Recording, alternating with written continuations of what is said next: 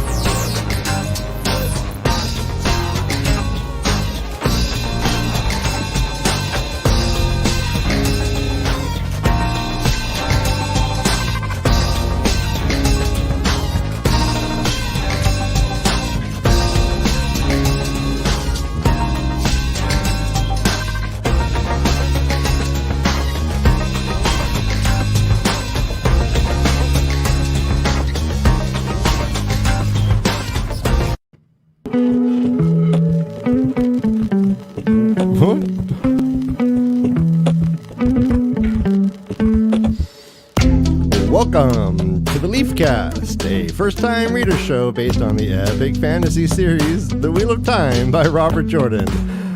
My name is Ryan, and I'm currently putting the I back in me. And I am Ryan's brother Dan, and there is neither beginning nor end to puppets. And we are the Way of the Leaf, and this is the LeafCast. Yeah, episode 23. Can you believe it? Brother Dan. We're at the end of the book, the end of the Eye of the World. It feels like we've actually gone on this journey with everyone in the book. It's been crazy. And most of you guys have been right along with us, and that's been the funnest part of it. So let's celebrate, guys. Yeah, we have to be the best book club in the world. Yeah, right? I think so. Right here in my heart. wait, your heart's in the middle, brother Dan. It's in the middle. There it is. There. Nope. Up.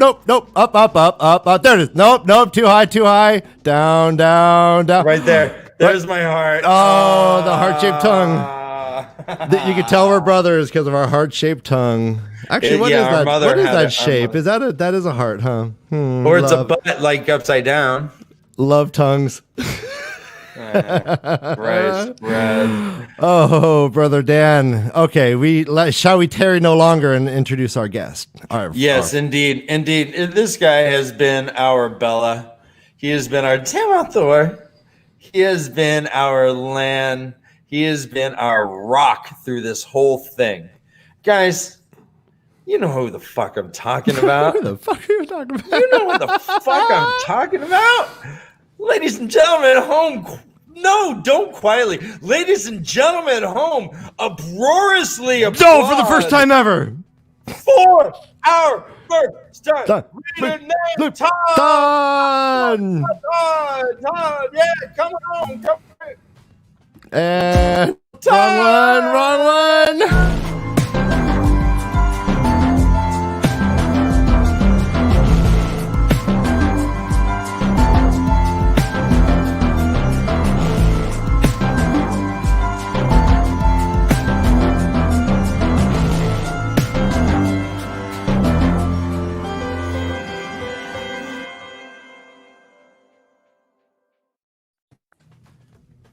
Todd, you reading son of a bitch, you. Gentlemen. It never gets old. Todd. Guys, let me just Ryan, you just threw up a something on the screen. Brother Buddha has been Brother Buddha is our best commentator by far. He jumps into. He hasn't been on a live chat, I think, only but a couple times. He is here now. Apparently, it's his birthday. That's amazing. What's going on? Brother Buddha is like the Madden of YouTube chat. He is the best commentator you'll ever find. If you want play-by-plays done by Brother Buddha, if you have a sex tape with your wife, you want Brother Buddha to narrate it and give the play-by-plays. That's what you want, and commentary. Brother Buddha is amazing. Thank you, Brother Buddha, for everything. Thank you, everyone in the chats, for everything. Thank you for the Noah's question. happy birthday.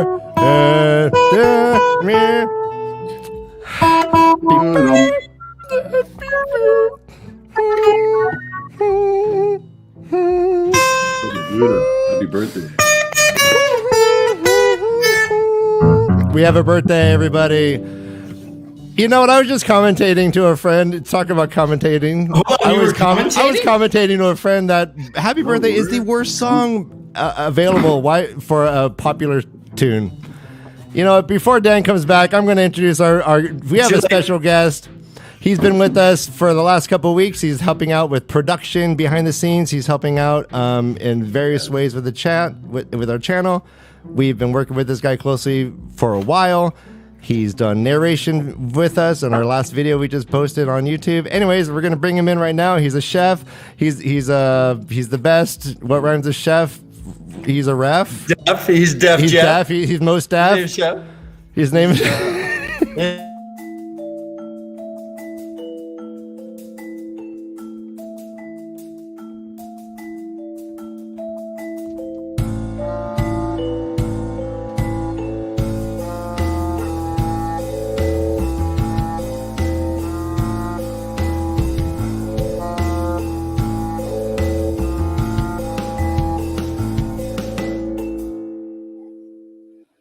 He's got a very cool cleft. When his mom died, he was correct. Oh! And most of his friends are right, but he's to the left. He's more progressed. I was just going off of your chef.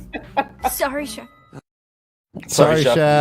That's okay. I should have actually pre-written that rhyme instead of embarrassing you. It's not, I didn't embarrass myself. I embarrassed you, and I really feel bad about that, chef. Sorry, chef. Did it? We did it. I pulled it out. I pulled us out of the mire. You fell into the swamp, and I pulled you out with a vine. Apparently, they didn't know it was me when you were talking about me. So maybe Chance is not that clever of an AI. Okay, so real quick, Todd. There's discussion in the chat whether or not you're a human or AI because you're so. What are they're saying you're equanimous? You're a chill AF, and they don't know if you're humanly possible. Is Todd a human? Please confirm. I am totally organic.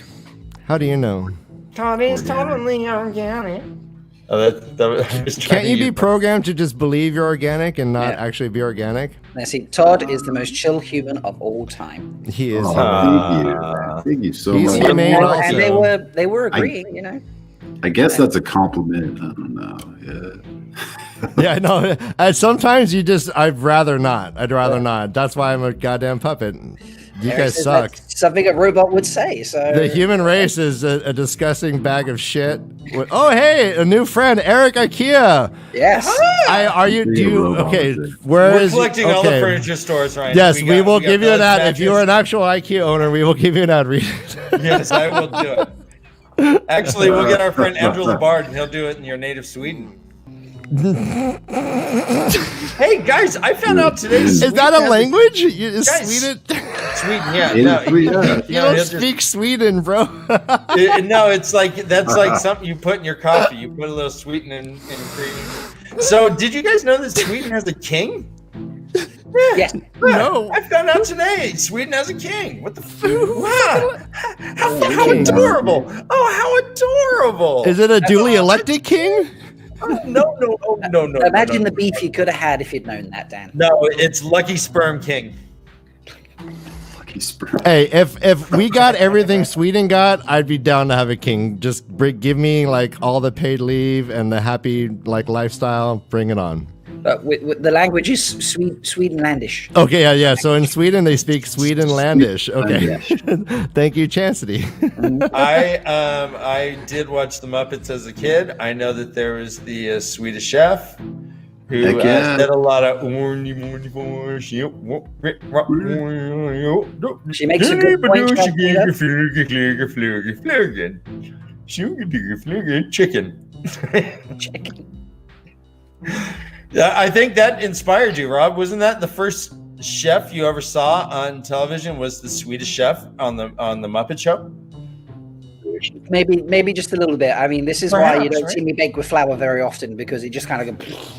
Yeah, and you don't have like a chicken as a sous chef, or what did he have? He was always trying to kill a sous chef. I don't know. Anyways. He'd strangle the chicken and then he'd take a tennis racket and hit meatballs all over the place. Oh, he's always choking the chicken.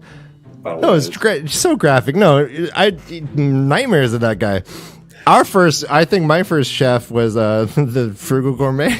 Frugal Gourmet, who turned out to be quite a problematic person in real life. Problematic, yeah. He ended up. Maybe he went to prison. Yeah, he was touching. Yeah, we'll move on. Moving on. Frugal Gourmet. Look it up. Google that. It's really wonderful. Look at this loaf of bread. Oh, you speak Swedenlandish. Oh, this is a good example of Swedenlandish. Thank you, Brother Buddha. Show off. That guy's just showing off. Look, he's like, I speak that. Yes. It's my birthday. I can speak a new language. Question is, what does that actually mean? Put that up there. Let's translate that. Happy birthday. I think I'll miss this. I don't know. Put this Google Translate and see what it says. What? Okay, so word clearly means like, okay, so you go fuck yourself. Yeah. No, word. No, right. Actually, no. Wort, I think this is a common phrase, you know. Wort is the residue when you ferment like a root and then filter it. The stuff that's left over after you boil it is called wort. Okay. You skim the wort. Yeah, it's like you get all the essence, and whatever's left is the work. And I think Dur is when you read the Dur, it translates into that vague feeling you get when you think you have your keys and you don't have your keys, but then you actually do have your keys. That's what Dur stands for. When you're like, oh man, or when you're like looking for your phone and it's in your hand, and you're like, oh, Dur. Yeah, it's like Farkenugin. It's like you can't really translate it. I think that's what we're saying. You just can't really translate that. Guys, are you guys ready to get into chapter 52? Seriously. 2 chapters left. Todd can't wait to get to the ending. He hasn't read it yet. He's just waiting for us to tell him what's happening. Just kidding. Right, Todd, begin your live reading of the final chapter now. No, he did that. So Todd has an only. What day did you finish the book? We did our recording on Thursday. I think it was Tuesday night. Okay. Tuesday night. Yeah. So Todd has an OnlyFans account, and he eats strawberries shirtless and read the last 5 pages for his OnlyFans. Subscribe and pay. Yeah, we asked him to do it live, and he's like, "Nope, that's right. exclusive." Do we want to talk about his reaction right now, or do we want to get to it as we go through the chapters? I'm sorry. We can do it? We can do it as we go along. Please. Okay. Well, guys, 2 more chapters till the end of the book.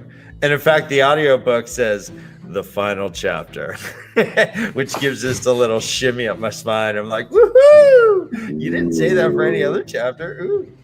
But this one is not the final chapter. This is chapter 52. It again has that 3 foil leaf with a cool little vine stripping on the sides.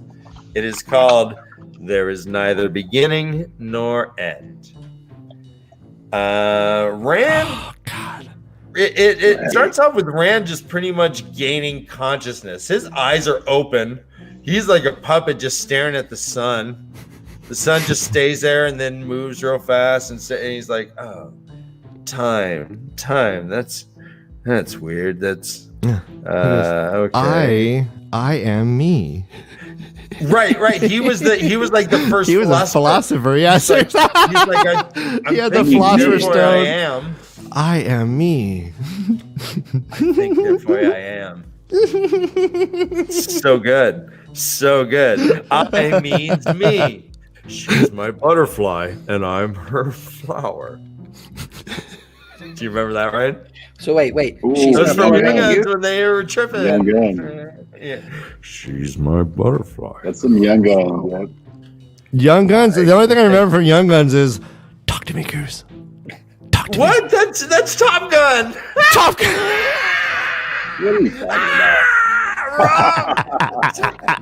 No. I just want the volleyball scene. I'm sorry. Every movie just goes. And Kiefer Sutherland, and they were like Billy I know. Kid. And there's a pugilist. No, I get it. My bad. No, it's called humor. Okay. I'm gonna pretend I did that on purpose. That's what a good comedian does. Let's move on. Where is the Ryan made a boo-boo mini video? You know. There's gonna. The only thing I remember is talk to me. I gotta remember that. Sometimes when you ask me about a chapter, I'm gonna say the only thing I really remember. Just talk to me, Goose. Talk to me. Talk to me, Goose. And I like every time they turn their head, and then the plane would follow. Yeah, like they didn't. They stood with their face. Arts apparently feels the need. The need. Julio Estevez. There you go. Oh shit! What is he now? Where is Emilio Estevez now? Someone Google that shit. Is he alive? I think he's a director still. I think he's still rocking it, man. My wife is rewatching The West Wing and the other Sheen, Martin Sheen, The Deadly Wind. That is Martin Sheen is a fantastic actor, and I wish he was our president every day. Yeah, there he is. Thank you, Ryan. Well done. So, where are you going, bro? Come on back. Google is in voice acting now as opposed to actual acting. So. Okay. Yeah. Okay. Well, I mean, once you do Mighty Ducks, I mean, where else can you go? That's it. That's the top. He must have speed face. He was in Demolition Man. Or Repo Man. Repo Man. That was a great movie. Demolition Man. Keep going, bro. Keep going. How many Emilio Estevez? Come on, go. Keep going. He was in Young Guns. He was in Young Guns 2. The return of the gun that is now an adolescent Guns. He was in Maximum Overdrive. He was in that's Yes! yeah. Maximum Overdrive. Was he the kid who got ran over by the steamroller? No, he was the guy who was like, he was the Mark Wahlberg of the group. He's like, Dude, he saved the day. hey, Mark Wahlberg, how you doing? How you doing? You doing good? That movie's so awesome. Hey, AC/DC is like the. Hey, stay the made fuck huge down. song. Stay the fuck down because these trucks are gonna fucking run us over. You know what I mean? That's my Mark Wahlberg. Thank you. What? I- Dan okay? No, he's not. No, that was pretty good. He's not. We're gonna talk about Emilio Estevez for the whole show. I think he was dancing in that tribal scene in Matrix 2. Will Ferrell, what the fuck are you doing? Will Ferrell, what the fuck are you doing? We need to get in the fucking car. We're gonna get late to the park. Get in the Young fucking Guns 2, car. baby. Will Ferrell. That's that, man. If you guys close your eyes, and that is Emilio Estevez. Emilio Estevez. Scott is very approving of the tangent, by the way, gents. Easily sidetracked, which I am here for, he says. Yeah.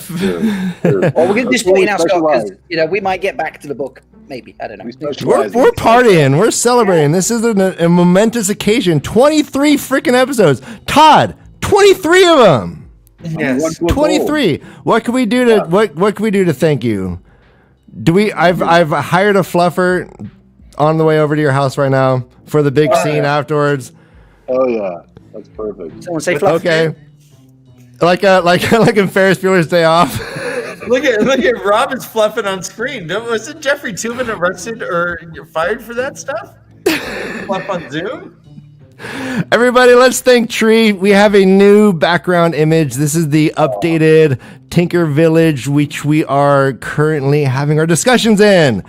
Tree is a beautiful human being, and look at this. We've added a beautiful brown dog. Look at that fire. Look at the brown dog. all mismatched and beautiful. Brown dog. All right, everyone, let's go on the side, get a screenshot. Hey, loving it. Loving it. Oh, Tree's the best. All right. Tree's the best. Well done. This is the way. Did I tell you what happened there, Ryan? What? Where? Those leaves right there? No. I'll tell you another time. I ended up in Berlin, Germany. Yeah. What? Oh, please start. No, tell me right now. Okay, so I was on a semi-professional basketball team in Spain. We were traveling to Greece, and it got sidetracked by terrorists, right? They were like, no, we're going to, this is Cold War. We're going to East Berlin. Guys, we're going to East Germany. It was like behind the Iron Curtain, right? So I talked to my good friend at the time. His name was Vlade Divac. And I was like, all right, Vlade, here we are. And we're on this team. We're both like stout dudes. We're like Tam Althor and like, come on. And he's like, who's Tam Althor? And I go, trust me. And he goes, okay. So I said, we're going to do this. Let's do this. So we walked up to the guy and we're like, oh, hey, listen, hey, your shoe's untied. And he's like, dude, I'll never fall for that. And then he went and turned and his shoe was actually untied. He tripped. The gun went off. It went shot through a window. We're like, okay. I grabbed the queen. I jumped out. I had a parachute. We landed. I taken the queen, and like a plane came by, and they're like, drop her. We got her. And I was like, all right. And I put her right on the wing. My parachute got fucking tangled in the wash. I was like spinning. I landed in. Next thing I know, there were people taking pictures of me on a bed of leaves.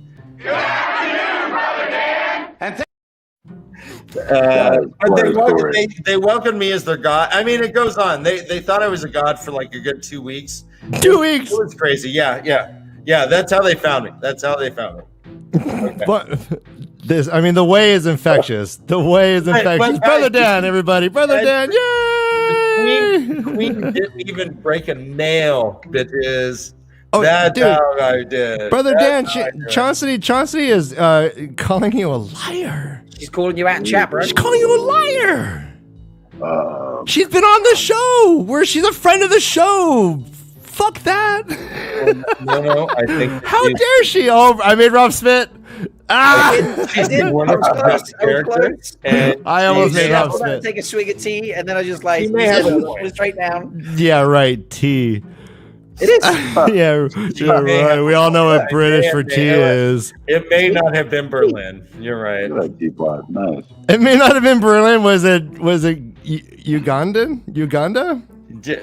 Wherever that was more like no, I don't. Another turning. I think it was Toronto. There you go. I think it was in Canada. All right. So anyway, Canada. I think it was in So Canada. when I woke up in those leaves, I felt much like Rand. I was just weeded out. That's what I was Just saying. staring up. Well, I was watching a plane go by, and I'm just like, blah. And finally, so Rand like kind of starts to move. He looks around. He's like laying in Agonor's death ash. Blah. It So dirty. stinks. It's all man. greasy ash. It's all over his clothes. But he's right back. It seems like he's right back where he started when he started to burn Agonor, or when Agonor just kind of like fizzled out. So on this travel wise, he's back right at that cliff. He turns around and barfs right down like a sheer face of a cliff. Which I mean, that's guys. If you haven't done that, I highly recommend it. It is so cool to barf down a sheer rock face. Brings me back. Right. Brings me back. So, he's all jacked up. His muscles are all whack, but he's like, the first thing he thinks of is Egwin. And he's like, oh, that name's important. Agonor's no longer important. Egwin's important. And he starts to like, his brain is just like wonky right now. It's like, he can't get a grip on much, but he's starting to get a grip on a little bit. So talk to me, Todd, about what the fuck happened around right here? What's going on? Yeah, he left himself. He became, I think, someone else. You know, I think he traveled. That's my theory. He traveled to like Tarwin's Gap, and he leveled the Trollocs and the Fades, and now he's like back in his body, but it's still like a little bit of that whatever possessed him.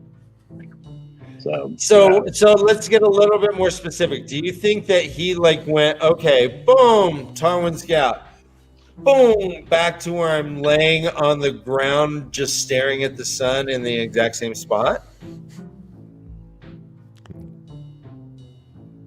Yeah. That's what I don't know. That's the question. Yeah. So freaking awesome. Like, okay. And he went into the Balsamon dream too. He did. Yeah, he did take a stairway to heaven. Totally. So yeah, I don't know. Yeah, he was all those places, but in the same place. That's the magic of the true power, I guess. Like one power. So let's get specific. Do you think that he left that place? He went to Tarwin's Gap, and then came back and was just like passed out on Agonor? Pretty much. I think at this point, anything's possible. Like. Okay. And these are hard questions, brother. These are hard questions. He was multiple places at the same time. I think that's my betting guess. Question from the chat. Did he travel time and space? Apparently. Multiple I think he places traveled at once. Yeah. I think he traveled. Because like in the prologue, Luz Theron talks about traveling, right? And I guess like Aes Sedai, I don't know, can all Aes Sedai do that?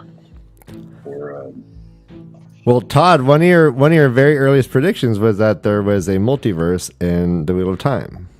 Do you think? oh yeah, Do you think that this might be related somehow? totally. I think so. You can be like in multiple places at once. Seems like Balzamon can do that. Like an asshole, getting into everybody's fucking dreams and like messing them up.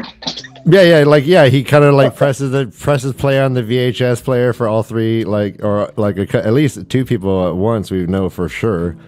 He's like, this will get him. Play. Press play. He's just sitting there like watching it, like he's like in the control room, sitting there with like a whole bunch of TVs, like okay, looking ahead at the reactions. Yeah, totally. Multiverse, man. Robert Jordan. All right, and let's remember the chapter before when he lands, he turned to jelly. Like the last thing we know is he like turned to jelly. So I mean, what the F? I mean, what jelly? Yep. What? I felt that a couple times in my life, but it was never instantaneous. It took a good I've had my long time knees to turn to jelly. I'm looking at it. Knees were weak. I'm feeling the vapors. So he does. He starts to regain his shit. He's like, first thing he thinks about. He says, "My name is Rand al'Thor." He's like, "Okay, that sounded funny in my head, but okay." And he's like, "Oh, the Dark One's dead. Oh, the Dark One's dead. Shaitan's dead. Shaitan." And like he felt like a lurch as he was doing it. It said the world seemed to lurch. He shook in silent mirth until tears poured down his face. Then suddenly he thinks of Egwene. He starts going down the hill. Boom, boom, boom, boom. RJ has kind of some beautiful imagery here, actually. First he says he broke into a shambling run. Leaves and flower petals showered around him as he blundered through the undergrowth. Later, it says his arms and legs seemed to flail about more like long blades of grass than go as he wanted them to go. And then tottering, he fell against a tree, slamming against the trunk so hard that he grunted. And he's just kind of hugging this tree for a minute. I don't know. I think that's kind of cool. Did you have any thoughts about any of that shit? Oh, it was very, very cinematic. I could just see him kind of like doing that, and leaves everywhere. It's very, very cool. Very cool imagery. Right on. Question from the chat. Yep. So Todd, is the Dark One dead? Ooh, good question. Boom, right to the biz, so. huh? Right to the biz, man, Darb. Oh, huh? yeah. What is Good question. Good question. Warhorse is like, I ain't got time for this shit. You know, Moraine brings this up, and we're going to get to that. And, you know, she's just saying the battle's not been fought. So he's regaining. But, you know, there's a severe blow that's been dealt to him. So I don't think he's not dead yet. Well, And, according to there's Rand, like 13 more books, damn it. yeah, well, according to Rand, he is. Rand is like, he's dead. I killed him. I win. You lose, sucker. I win big time. Silly. Sucker MC. Yeah. Sucker MC will call me sire. To burn my kingdom, you must shoot fire. Calm down. Break it down. All right, so he like Oh shit. he stumbles into where all three women are in like the clearing. He like bumps into where the green man died, this big oak tree, and there's Egwene. Egwene he describes as like a pretty girl looked up. A pretty girl looked up with big eyes from where she knelt beneath the spreading branches, flowers in her hair, and brown oak leaves. She was slender and young and frightened. Yes, That's who she is, of course. So he's still getting his bearings. He's like, yeah, he was calling Egwene, but then he sees her and he's like, well, there's a young pretty girl with big eyes. That must be her. So do you think this is like a memory? The MO, sir. Do we think this is like a memory thing, or do we think this is something else happening? Oh yeah, he definitely was, possessed by. I mean, I think it was like Luz there, or I don't know. It's just the dragon. It's like he takes on the persona of the power or of the light, and I don't know.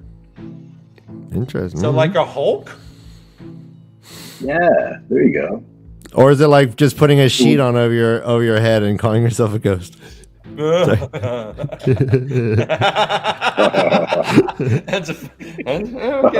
All right. Go on. I'm intrigued. Well, and Lose. Clues. We gotta think.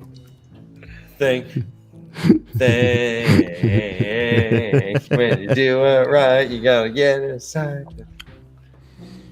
All right. No, I watched my share of Lose Clues. All right, so he's like, "Oh yeah, fine. That pretty girl is Egwene. Awesome." And there's this other woman who has like super haunted eyes, like old woman eyes, but a pretty face. Yeah, she's the wisdom. And she says, "Moraine said Nynaeve," and the words seem funky and just kind of awkward in his face as they leave it. But he's stoked that everyone's all right. Egwene's like, she's like, "You okay?" And he's like, "Yeah, fuck yeah. What? yeah. And he touches her face and he thinks that she may have fallen back a little bit. She's maybe like, get your lying hands off of me, weirdo. And he's like, "Yeah, I just need a rest and probably knock one out over there, and then I'm gonna zombie. I'm just right as rain. I'll be right as rain. 2 rivers, bitch. What are you talking? So is this where the finger blasting comes back in? So Rand almost died, and he's just gonna rub one out. Is that what you're saying? Well, it's good to be alive, boys. It's good to be alive. Okay, I just wanted to follow you, brother Dan. Boom. It turns out the only one who was hurt per se was Moraine, and Moraine is a tough chick, and she's like, "Nah, the only thing I hurt was my pride." Agenor didn't think I was as badass as I was, and let's be honest, I was pretty badass. I held him pretty well. He didn't know. And he was up there in regards to power as high as almost like the Kinslayer and Ishama. Yeah. Dana does not approve of the Rand we're describing here, by the way. hey, Right. No. It's good to be king, Dana. So anyways, what was I saying? Whew. Sorry, distracted you there with Rand. We're talking about power. Moraine was like all prideful. She's like, yeah, she's like, "I'm not Agenor." Right. Thank you. Dude ain't got shit on me. So Moraine refers to Luz Theron as Kinslayer. Yeah, that's kind of a shitty. Yeah, she knows the term Lord of the Morning. She knows the name Luz Theron. She knows the term dragon. Why she gotta go Kinslayer? Why I know. Kinslayer? I mean, is she a huge Game of Thrones fan? Yeah, that's kind of. I mean, yeah, you kill one kin and finally that's all you are. All right, you kill all your kin and that's all you are as a Kinslayer. Come on, also Lord of the Morning. I'm also. Come on, I'm Lord of the Morning. Why are you leaving out? Why are you leaving out Lord of the Morning? That's pretty cool. I mean, Lord of the Morning is pretty solid, right? I mean, that's none of you guys. Pretty positive. Lord of the Morning. Hold on, I got a wife named Sunhair. That's pretty sweet, right? I mean, All right. I mean, Schwarzenegger says he did murder his wife and children. So, his wife. I mean, like, why do we gotta bring that up though? I mean, yeah. Why is more like? Come on. Lord of the Morning with a U, beautiful. Very clever. Elena! Where are you? My guests are hungry. Sandwiches. Make those sandwiches when you cut the crust off. Game's about to start. Elena. Cucumber sandwich. Man U versus Man City. It's a derby. It's a derby.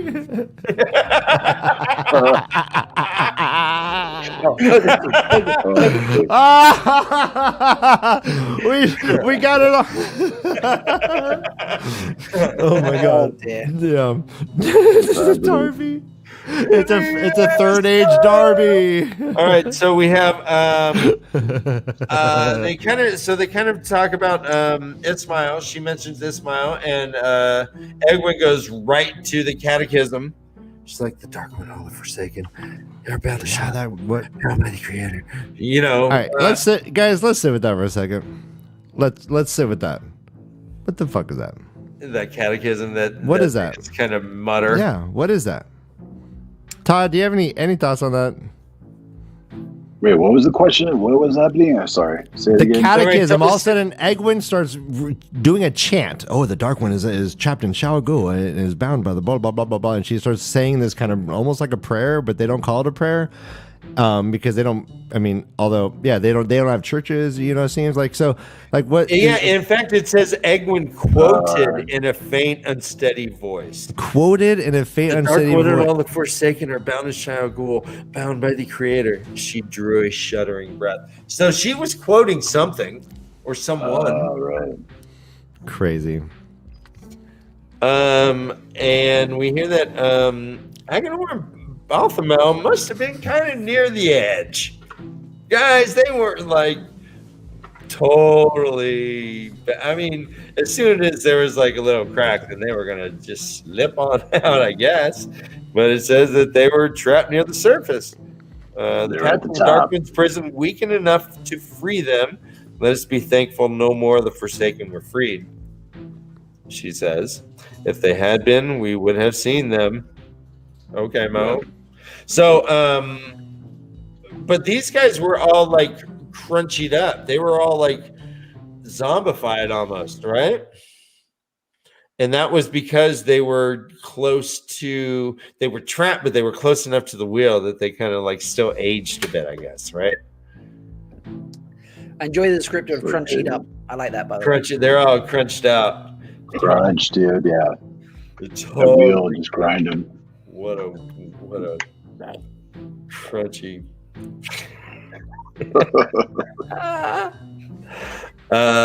Egwin, she does flinch because Rand pretty much is like, no, I beat him.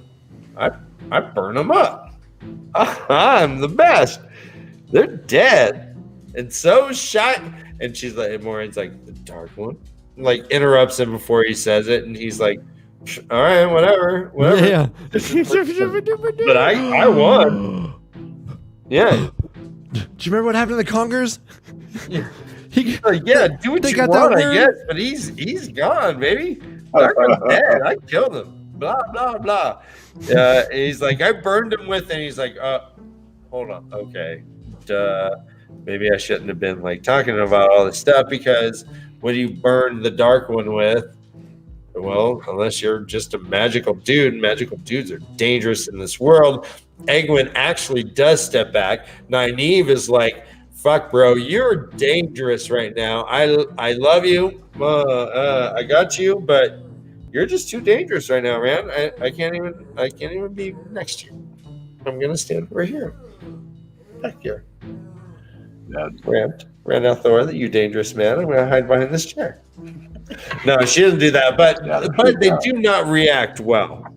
But Egwin does shakes it off, right? Arms around him and says, you know what? I'm sorry. my first reaction was bad. All right, I'll own that. I really wish I had reacted better. Right now, I'm just hugging the crap out of you and saying I love you. Anyways, you're the best. You're the best. You're my man. You're my man. Give me. We good. We good. I'm We sorry. We good. I know dab you it up. love Dab hugs. it up. Dab. Right. Rand, all we do is hug. We may have kissed once or twice, but all we do, a hug is, come on, I'm hugging you tight, baby. I'm hugging you tight. We got it. No. But, and Nynaeve kind of says the same thing too. She's like, yeah, you know what? You are Randall Thorne from Evansfield, but damn it, you're dangerous. And Maureen wants to know everything. And so he tells her everything. He tells her all about his mom.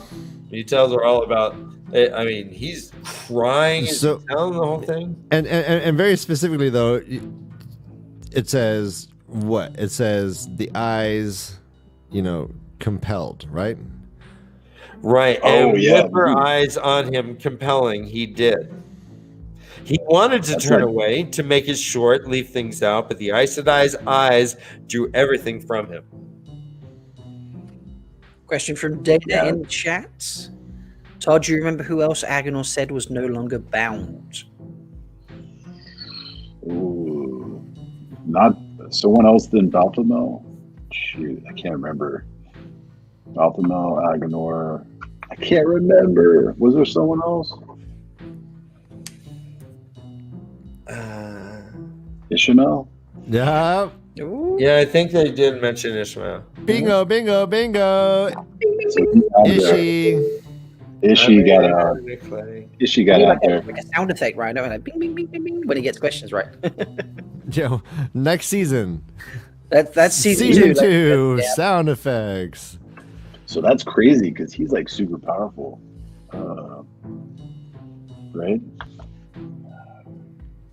Yes. That stresses me One out, might dude.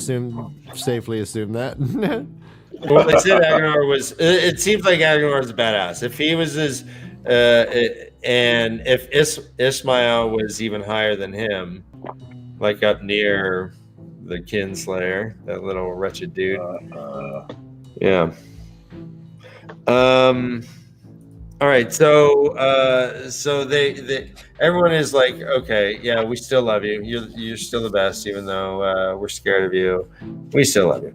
He tells about his mother. He tells about all this stuff. He tells about the black cord connecting Balsamon.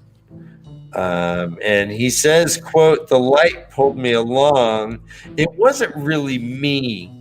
Doesn't that make any sense? And Maureen pretty much is like, yeah, I had suspicions. She's like, they're not proof. And upon retrospect, really cool stuff. I probably should have known a little earlier. But the first thing I ever noticed is when we were fleeing, and I tried to heal Bella.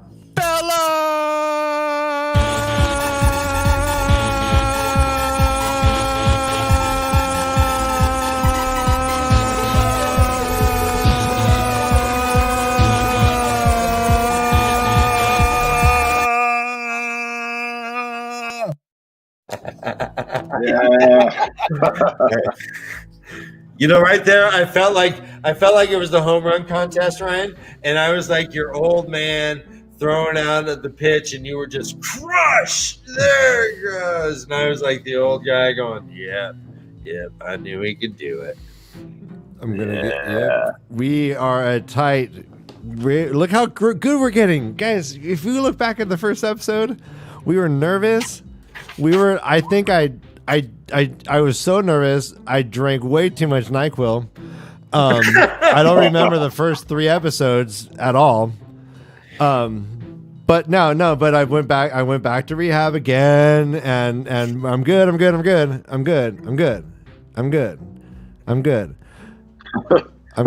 But so I'm good. So, but yeah, Jesus Christ, we've come so far. Bella on command, far, Jesus. gentlemen. That was just, That was 0.1 second to Bella. All right, so Maureen gives Wait, Maureen gives her kind of thing as far as like why she should have figured out that Rand was kind of special in this whole thing. I like the part about the token. That was cool. When she talks about the token. Yeah. Yeah, she gave him the token. She's like, "Wait, you should have been doing everything that I said, but you didn't. You totally like fought back and like resisted me." Mm-hmm. That was kind of cool. Well, I mean, wait. Well, is it?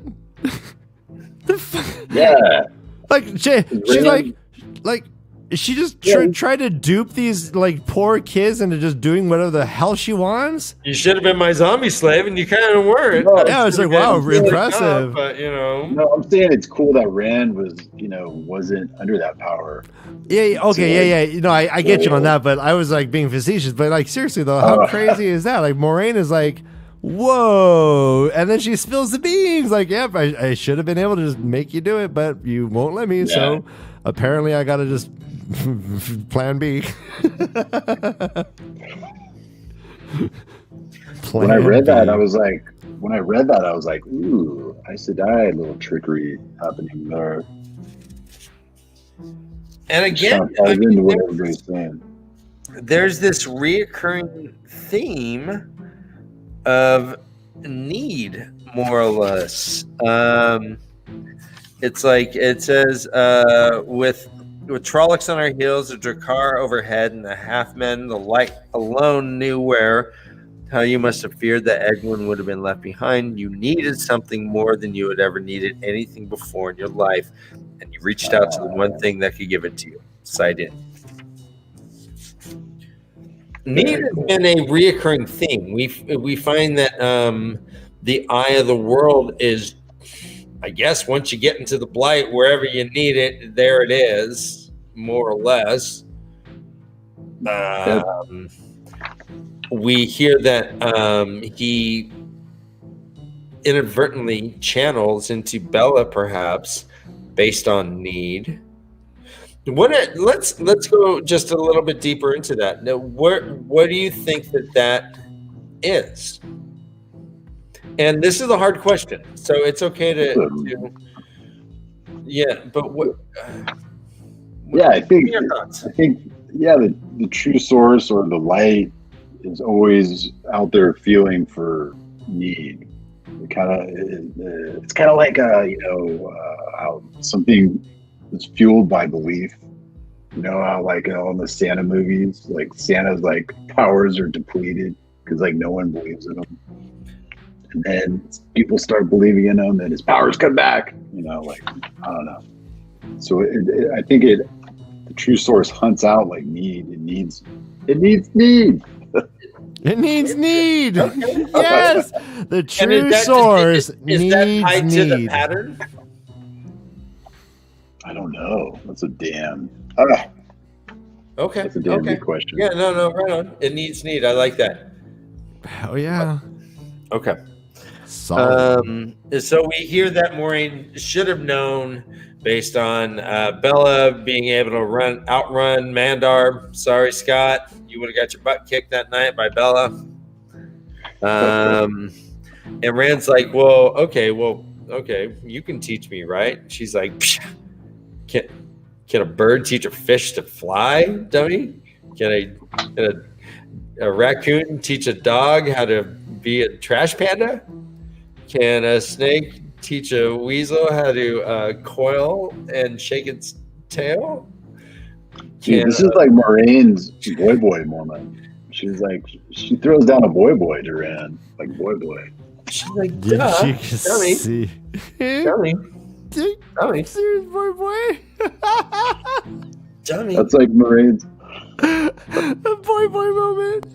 We had a couple of questions around Moraine. DK says, do you trust Moraine? Is she helping Rand or just helping the White Tower? Well, the whole token bit, that kind of like really falls into like everybody's suspicion about the Aes Sedai and how they mistrust them. When I read that, I was like, ooh, like kind of a dirty little trick. She didn't tell anybody. Okay. Well, we got to So follow yeah, that. Do you trust Moraine? that is a damn good question. I'm still kind of like, I'm on the fence with Moraine, you know, especially with what we learn in the next chapter about her. I won't go into it, but you know, it's about a certain power she has with her stone. Her little, Yeah, we will get into that for sure. but yeah, I'm still on the fence. I'm actually on the fence, man. I don't know her true intentions. Just like I listened to Tom and Marilyn. You know, you just don't know. And Tam Althor. I always think about his words of advice about Aes Sedai. You don't know their true intentions. You got to be careful. So I'm kind of following that advice. Tam and Tom. Right on. Tom Tam? Tom. Yeah. So we find out that pretty much everyone except for Matt and Perrin know that he is a male channeler. And he's like, well, why don't they know? And he's like, well, they don't really need to know the pattern. Once the pattern lets you, once they know, they know. But I ain't telling them. And then he's like, well, okay, I suddenly remember my dreams better. And he starts rattling off all these false dragons that Balsamon said the White Tower has been using, instilling, and doing all these things. And included in there was the name Logain. He's like, I'm not going to be your tool. And she just snaps right back. She's like, a tool made for a purpose is not demeaned by being used for that purpose. Huh? What? She's got a point. Hey, that is Weird answer. That is not a feminist stance.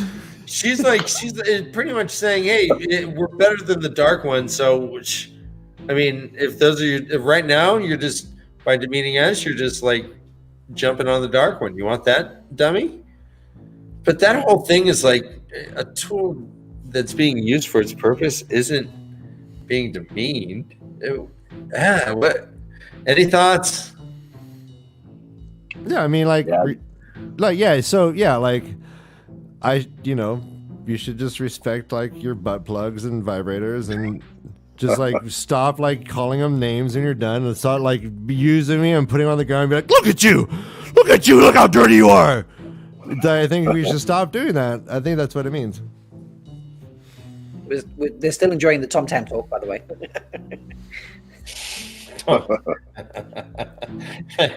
that sounds entirely British. I think my Scottish friend gets some Tom Tams from his mom every Christmas.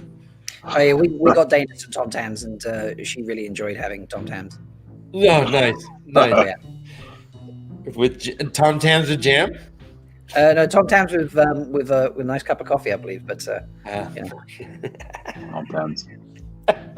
Maybe a slice of lamb. All right, so Village Mattress, I mean, on a lot of levels, Rand is just a tool. In book one, Rand. If there's more of a tool, show me book one, Rand is a tool. But yeah, I know what you mean. Yeah, so he's pretty much like, yeah, well, I'm not going to be your hound. Guess again, Moraine, Sedai. I'm better. I do my own thing. And then and then Matt and Rand come in. She's like, yep, they don't know. Matt's like, hey, you're alive. Hey, she wouldn't let us follow you. And Perrin's like, hey, man, let's just get the fuck out of here and go home. I just want to go home. I just want to go home, man. He's like, yeah, that's fine. Everyone, if anyone has a drink handy, we do have a couple of Lannerisms that warrant a drink right here.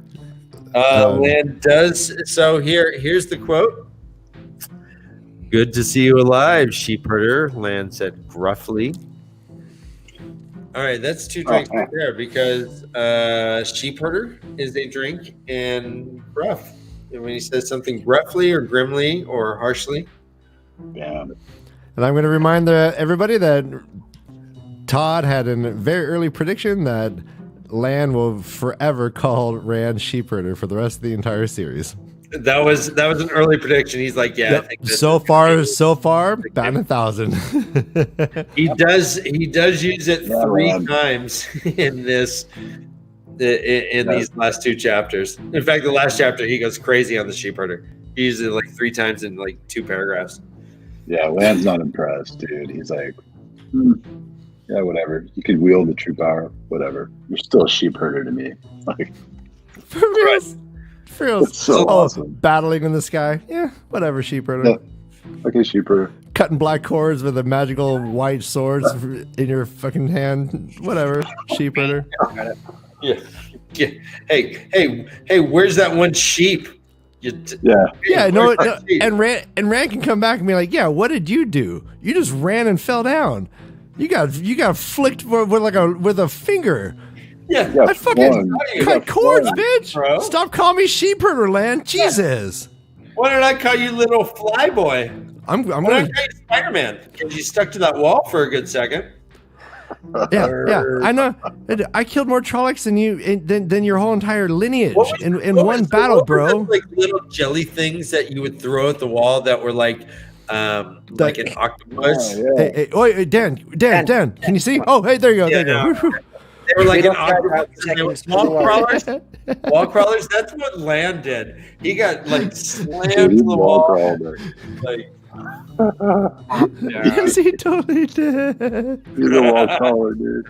It's like he was running and he hit the screen door and he didn't know it was there. The wall crawlers worked like awesome for like the first 4 or 5 times until they fell on your carpet, and then they got a little bit hairy. And then you throw it at the wall and it just goes plop plop. Yep. And then it just became weapons that you threw at your younger brother. Wait. Violently. Wait. With great precision. Really? I had a good arm?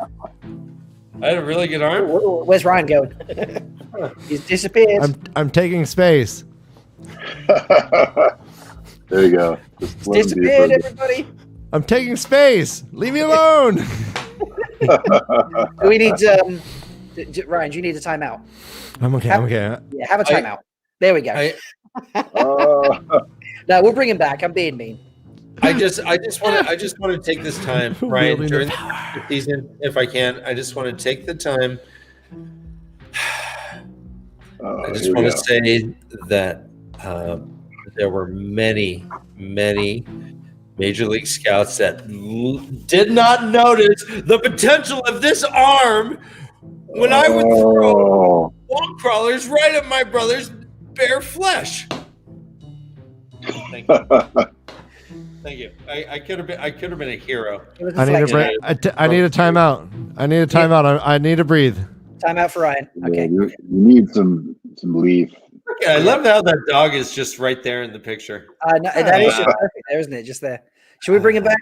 Is he timed out? 3, 2, 1. All right, bring him back. There we go. No. Ryan, you okay? Ryan, hey, buddy. No, I heard the lighter. All right, give him another minute. All right, we'll give him some more time. All right. All right. Chansonnet says, right? No, wrong one. There we go. Chansonnet says Ryan is doing something with his assistant. Yeah. Dun, dun, dun. 2, 1, and right. Hey! He's back. I'm okay. Yeah. All right. You got such a barrel chest. I feel so scrawny when you pop in and you're just like. Well, no, I just yacked up on some alpha brain to calm down. What's going on? I Did you just do push-ups? Oh, look at me. Yeah, you look yacked right now. I have no more neck. Like a lineman in college. All my muscles swallowed my neck up. Jesus Christ. Yes, Malcolm. Yeah, Rob just did the diet too. You are swole right now. Todd, what? Bustling What? out. Yeah. I'm swole. I'm woke and I'm swole. I'm gonna be a contender. I'm swole. Busting out of your shirt. Could have been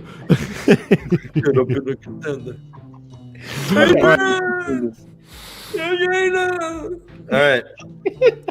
So Loyal says, hey, Ran, good to see you. So the gang's all here. Moraine's like laid out on her back. She can barely even she needs help sitting up from the two girls, but everyone's there. Land's there. Good to see you, sheepherder. Maybe we'll, here's what he says. I see you hung on to your sword. Maybe you'll learn to use it now. Fuck you. I mean, no, actually. And Rand's like, he talks shit. He knows that I could just melt his face with fire, but he's pretending that he's tougher than me. That's cool. What a cool guy. What a cool guy. I love him. Nothing's changed. Land's a bad. Brother Buddha's like, which hand does he call his assistant, Chancellor? Trying to say that. Oh my. Oh dear. So Loyal's again like, hey, travel to Tavern was, oh man, none of that shit's in the books. That's crazy. You guys are crazy. What happened to you, Rand? And Rand's just like, yeah, I just ran around and I don't know. I think I fell, and then when I woke up, I don't know. Yeah, here it is. But Agonor's dead. I saw his bones. I saw his burnt shit. He's dead. So that's cool. We find out stuff about the eye, right? What is it? Right. So Loyal has this big chest. He walks out with a chest. And this stuff was like in the eye that I guess we couldn't see when Matt kicked his rock in there and it just like imploded. I don't know, but but apparently the eye of the world kind of got drained out. Not many people have ever wielded that much power per se. And in there was like a chest. And it looks kind of hard to open, but Maureen just does. She knows everything. And Maureen knows everything. Maureen's like the best person on trivia. It's like, it'll be like in 1994, this Seinfeld episode where Elaine and Maureen just knows it instantly. She's like, it's whatever. She just knows it all. And so she just lays her hand on the thing, does a little puzzle, pops open, pow. And so there's a few things that are in here. Todd, tell me about what's in this chest, if you would. Oh yeah. So tell the readers what's in chest number one. What's or behind door number 2? Oh, it's a Trolloc. Todd looks like he's in System of the Down right now. He's like in a wake up! What'd you wake up? You wanted to. Yeah, what do I look like? You look like you're in System of the Down with the lighting in your beard. It was great. Oh, nice. Are you breaking out? Working on my lighting. Or sleepy time, right? Yeah, I thought System was more palatable, more recognizable. Sleepy time. Damn, that's a beautiful hat. I don't think I've commented publicly. That is a beautiful, beautiful hat. I think it perfectly frames your face. Thank you. I put suggestions some newspaper in there so it like kind of doesn't fall out so much. It is the Master Sword and the Triforce apparently in the chat. That's what's been found in the eye. That's what chat reckons. Oh wow. The Master Sword Wow. and the Sword of the Triforce. Triforce, yeah. Which one? Triforce sounds like a Like all weird three? anime, like a mech anime. What's Where in they the charge a robot. box? Oh, What's in the Triforce! box? Oh, What's in the damn. box? All right, so there's a couple Oh, things. yeah. There's two Oh my God. weird steel things. Wait, I'm sorry, Brother No, Dan. look, I'm sorry. little Seriously, fragment. Jesus Christ. Brother Dan. Dan's hat is a fedorable. Oh. Let's just sit with that. Just pure Well done. genius. Tell me Dan's that. hat Let's is just have fedorable. Yeah, let's have a close up. Look at that hat. Just fedorable. Frames those eyebrows. You so- guys, you make the show. You guys make the show. We're just conduits. You're the electrical grid. I'm loving this little sort of catwalk thing we've got going on. here. Oh wow, nice! Like strike it, feel it, Yeah. feel it. What's your Yeah. motivation? What's your motivation? Baby, Tell love me. camera. Tell me. Luck be a lady tonight. Oh, Luck be a lady tonight. Don't forget the guy you walked in with, cause luck don't be a whore, right? Right. come on, Luck. Luck, don't sleep around on me because I got the fedora for thee. You said it looked sexy, so I spent too much on it. Don't be a weirdo tonight. Low. Yes. Fabulous. Brother Dan is joining the Rat Club, who famously would make women sit on the floor with their legs open and putt into their Oh, I guess I crotches. missed And you're giving out some blue steel, apparently. Ooh, yes. I don't even. Is that a movie? I think that's a movie, right? It's capitalized. That's a Ben Stiller movie. Yeah. Oh, I see. I would have guessed Sylvester Stallone. Blue steel, yeah, blue steel. It's hard. It's hard. Here's the difference between Sylvester Stallone and Vin Diesel. Okay, Art, you're right. I did call it the Rat Club. That's pretty fucking funny. You caught that. Once I said it, I was like, that's not the right term. The Rat Club. Boop-a-doo. All right, so what we see in the chest, there is a couple discs, right? There's two discs, one that's broken, one that's not. Is that correct? Yeah, well, she put them together. Yeah, Oh, it's one that's broken. Okay, and she puts I it can't together. remember right this second. Yeah. So, anyways, there was a piece of like shard stuff. Lan grabs his knife and is like, yeah, kink, snaps his best steel from Tyr. Motherfucker, don't you hate that, Rob? Rob, Oh, yeah. Rob. So you, Rob, don't you hate that? Yeah. Blade. You have a best knife, right? Oh, of course I do. Yep. And my Would dog you have chewed it. used that best knife to try to stab this thing? Well, I'm not going to use the second best knife. You got to. What's the point in having a best knife if you don't, use that as your preference, You gotta have one to use and one to lose, baby. and then one to give away? One to stab things that are unbreakable.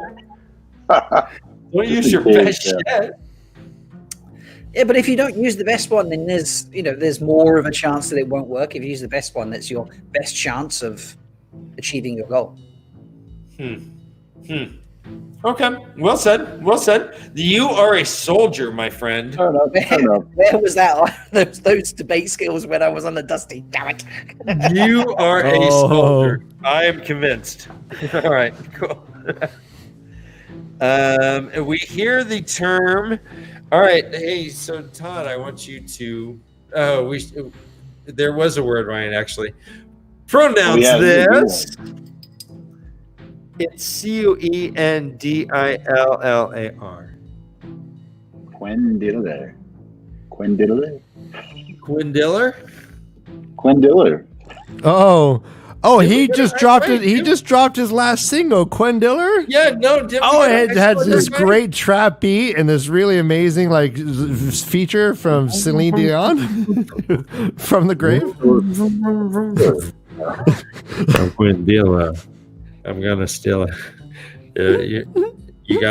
You want some weed? I know a dealer. Your mom's got big boots. I want to feel it. Tell me more. Come on, Dan. Tell us Church at more. appropriate times, I'm a kneeler. All right. So we see that this is Quandar. It is supposedly unbreakable. It is the more power you put into it, the stronger it gets. Weird, right? It's like a Japanese like finger or Chinese finger thing. Like the harder you pull on it, the tighter it gets. Yeah, it's just so difficult. But this thing is fucking broken, and it is one of the simple. Phyllis Diller. Yeah. That's what I was saying. Diller, yeah. Not Quinn. My grandmother was Phyllis. She would go, I inherited most of her stuff. I still have her parrot. Her parrot is 70 years old. That thing just picks at its.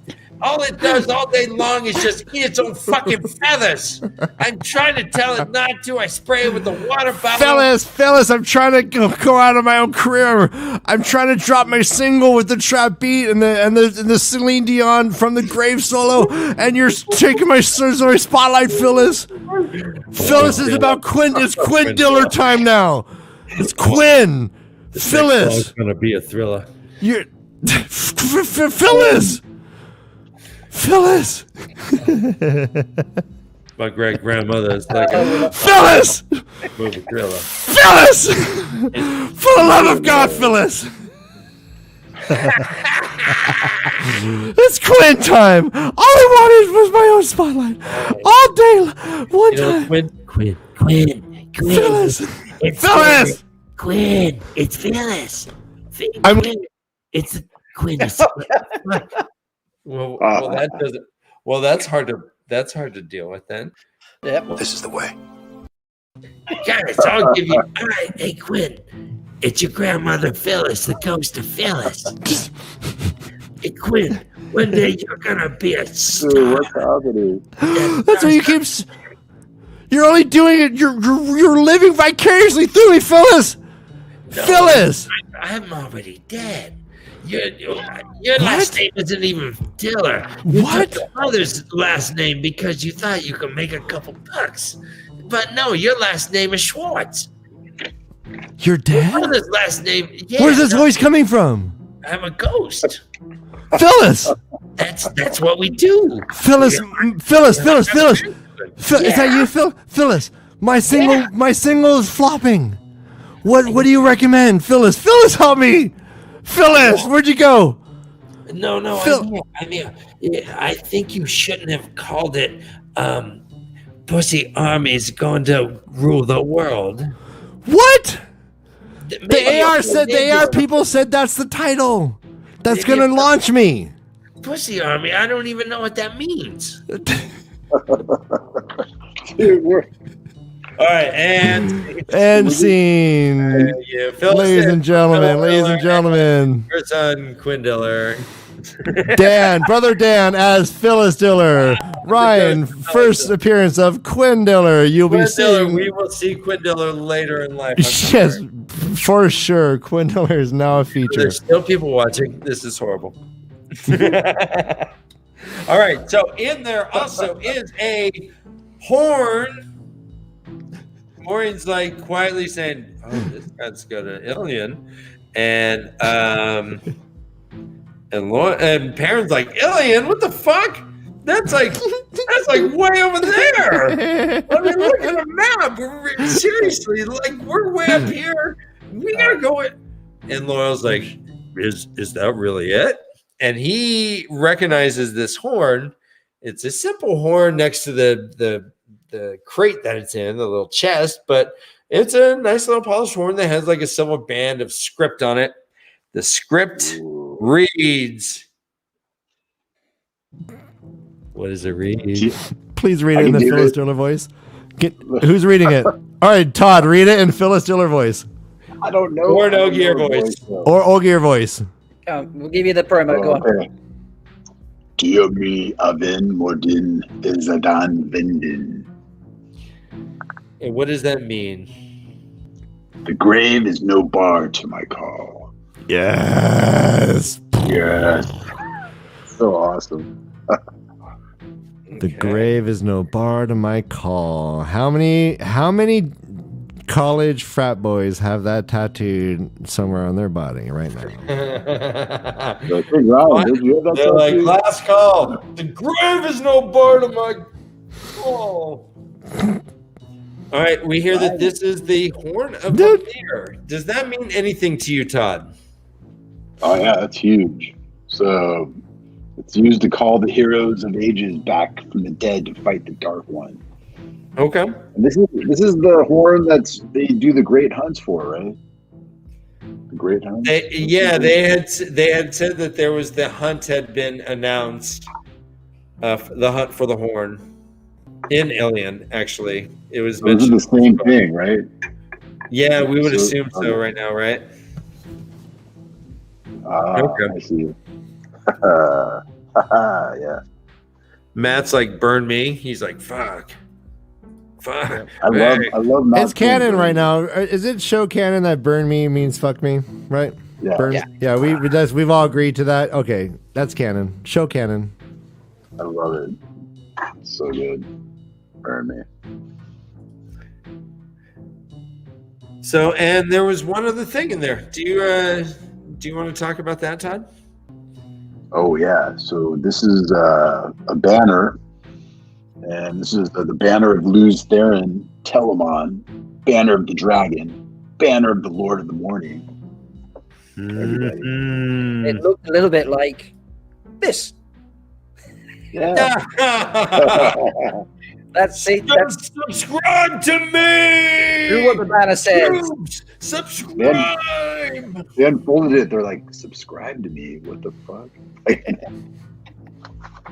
I imagine the white cloaks, if they existed now, they'd just be walking around trying to get people to subscribe to them.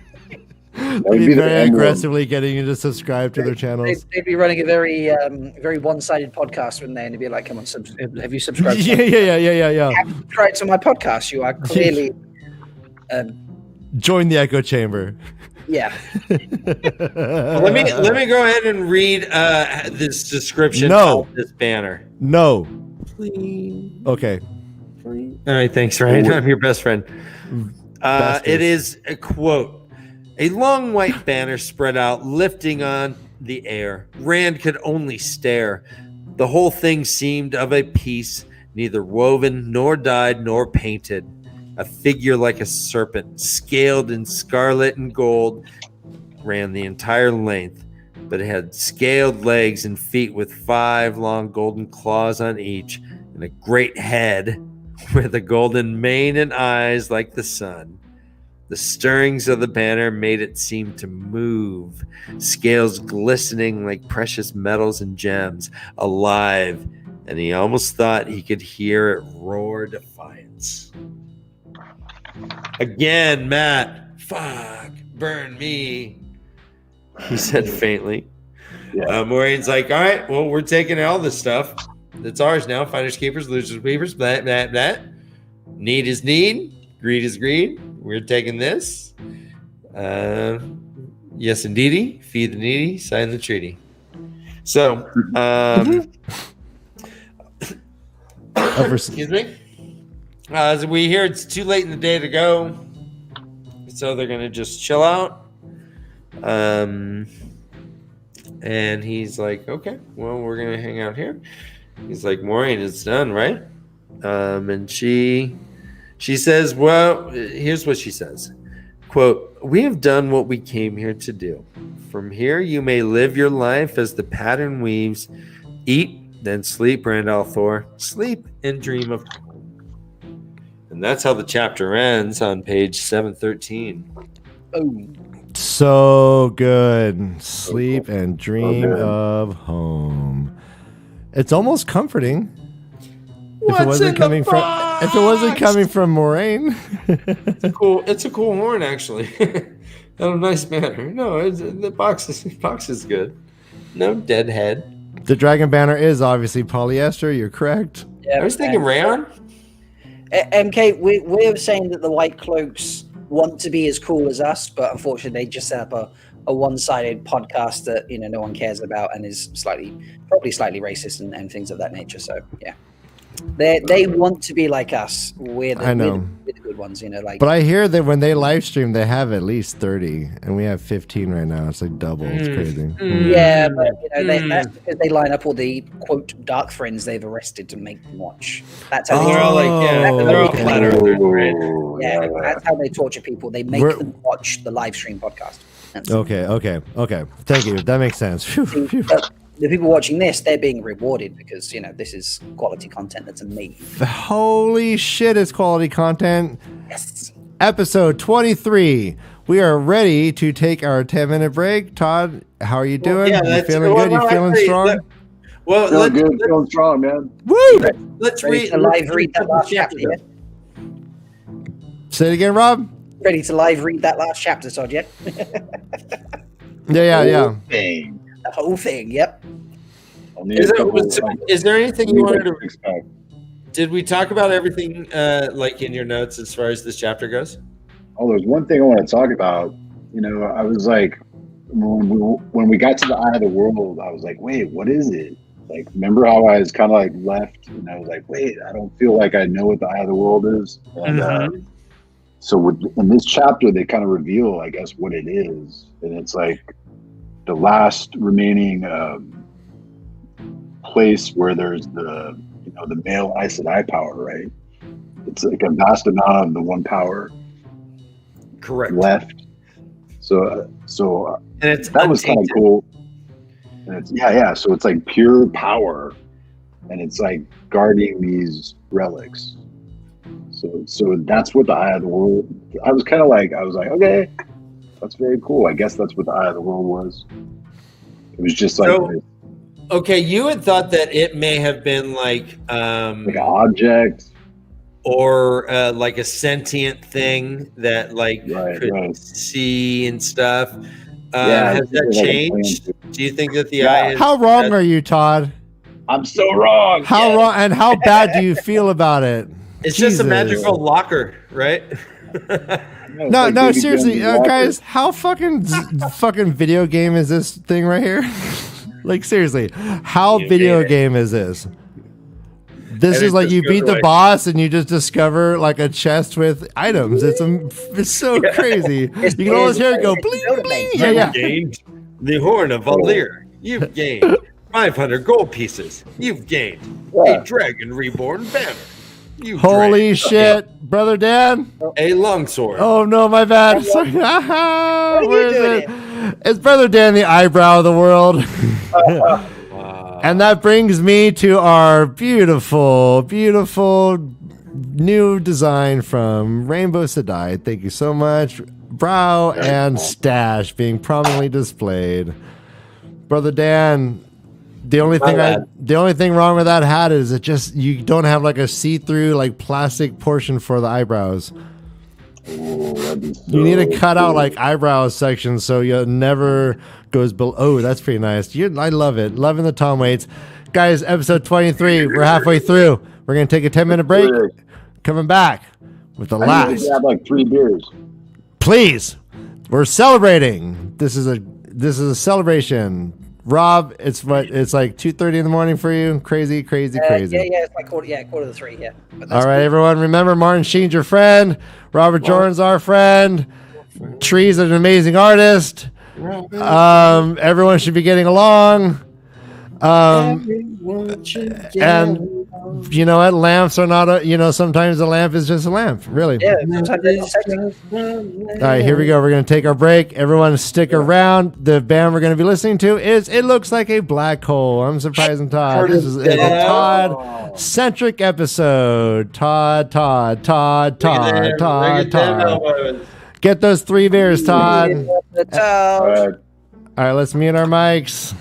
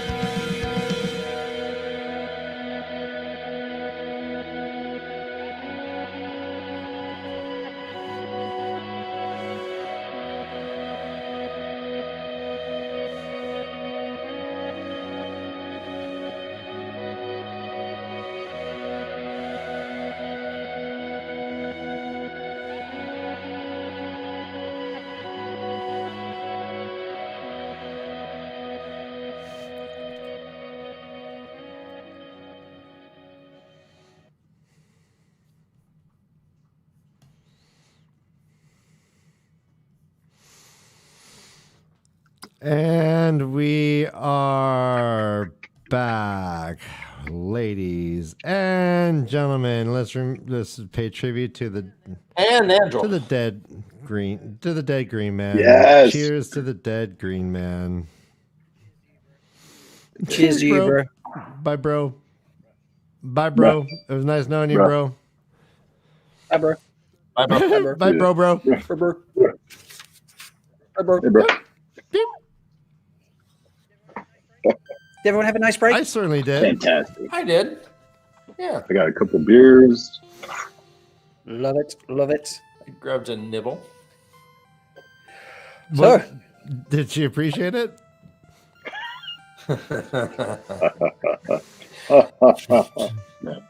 Why wouldn't she?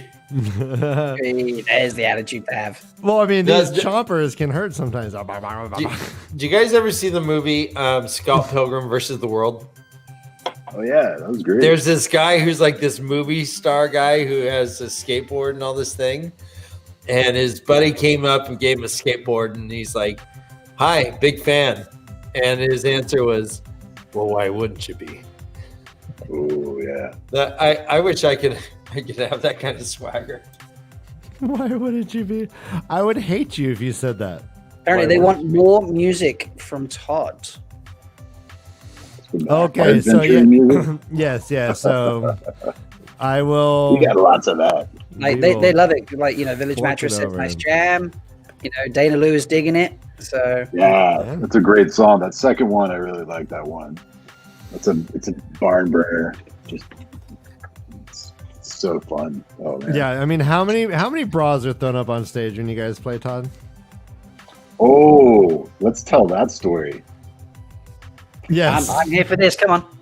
Oh, story time. So it looks Let's like get a black hole. There we It go. looks like a black hole's never been attacked on stage, but a band that Ryan and I were in, Depth Charger Bolt, we were attacked on stage once. All right, yeah, this is a group. Yeah, so With bras? Okay. Ryan might be able to tell it better. all right, here we go. Let me get rid of me. A lingerie gang. Solo me up. All right, so guys, this is, let's This say, is a Win for Leaf moment, actually. This too. is a beautiful moment. This is beautiful. So imagine we are a local band and we are playing at a bar. This is Halloween. bar. This is Halloween, Dirty, and we are at a dive dirty bar dive bar. in a town called Aptos, which is a lonely kind of like small little like port town with no port. It has people with no people, cars with no cars. It Aptos. is foggy 80% of the year. Yeah. But it does have the does. Mediterranean bar, and we played there on a Halloween, and we opened up for a band called Evil. And for some reason, halfway through our set, the singer of Evil started yelling at us to stop playing. And we were like, what the fuck? We're playing, and this entire bar is packed. I mean, god damn it. It's one of the best shows we've had in our life. We are we're killing it. And this weirdo who has, for a Halloween costume, he put I think it was like Pabst Blue Ribbon on his arms to make him look like he had like battle. Yeah. Remember that shit? He make it look like he had like battle armor on. Anyways, so he starts yelling at us, and we go, all right, we're gonna play one more song. Fine, fuck you, we're gonna play one more song. But what we did is we did a medley, and he figured it out. And then he started attacking the singer. He starts jumping on him and start pounding on him. And I run over and I grab him by the neck and I pitch him backwards. Boop! And then I land. Yeah, you just fall on them. Well, yeah, I land. I put all my body weight on him. But I held my bass up in the air. So one hand with a headlock, other hand holding my bass aloft so as to not get injured because that was a $2,000 bass. And I'm landing on this guy, and I hear him go, "Ugh!" And he goes, "Get off me! Get off me! Get off me!" You narged him. Right? And then this other crazy guy jumps on him and says, I got him! And the guy who jumps on the guy, he gets kicked out of the bar. Anyways, shoot. Later on, he ended up punching some guy in the face and got arrested. It was a really weird night. That guy sounds chaotic evil. He's a chaotic evil. The strangest. Yes. No. I mean, this is just one of many bar fight stories. Definitely, We're gonna make these bar fight stories Patreon exclusives moving forward. I like how you narked But he's him. very way of the That leaf, narc- though.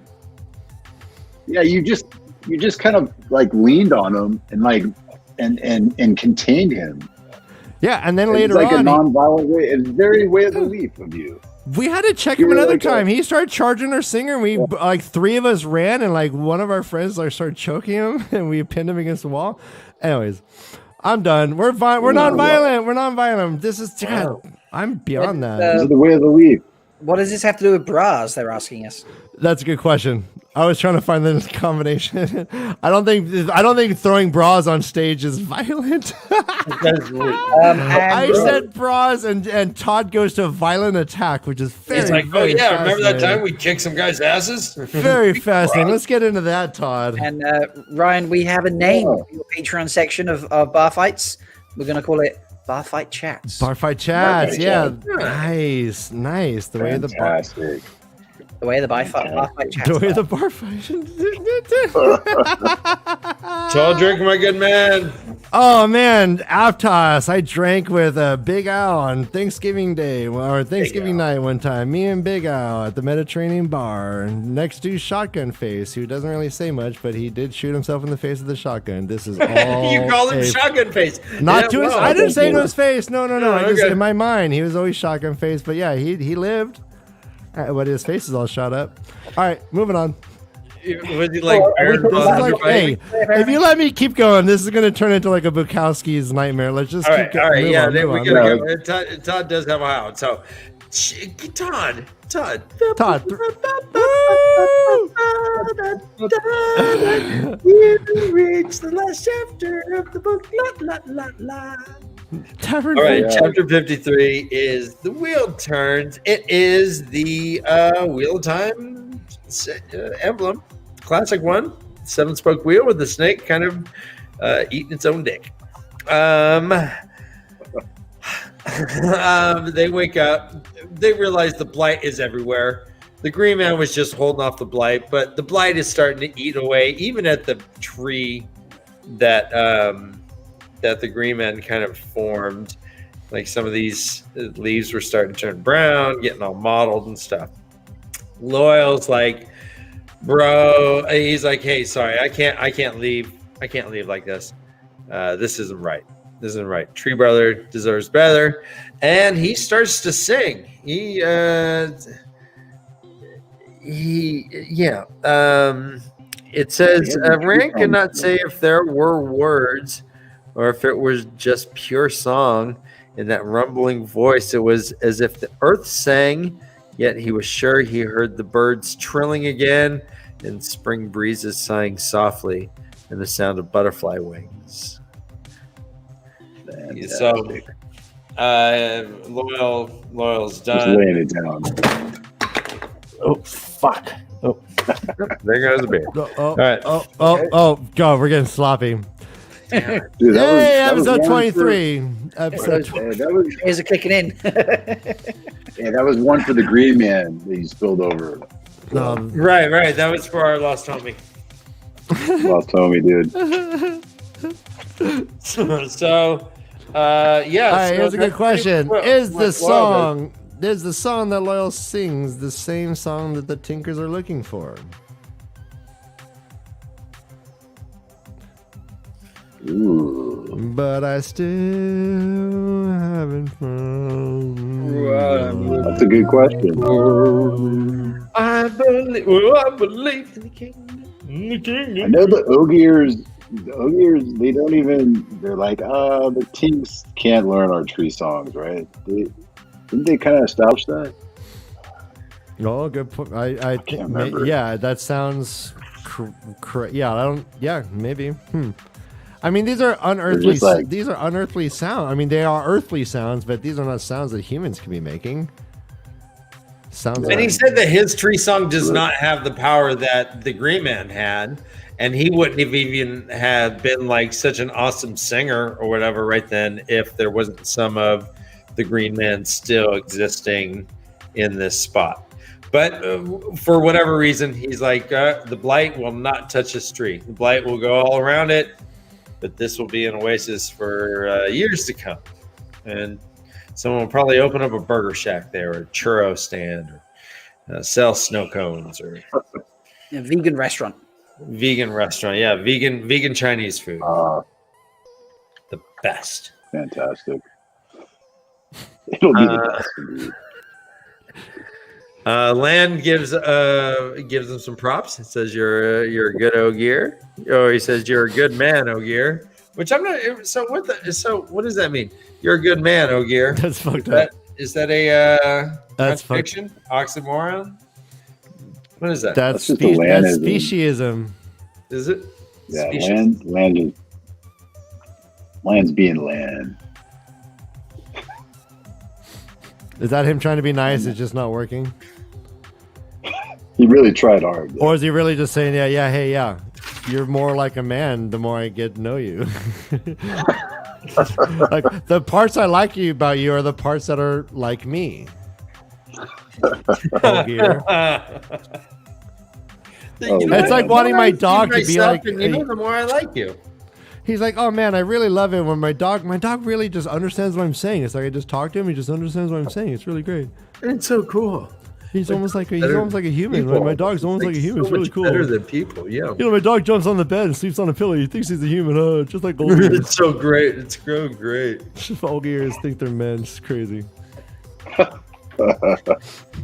I tell my dog no, and he like looks at me. He knows. Yeah, he knows. everyone in the chat, if whatever, you know we're right. Land's a dick.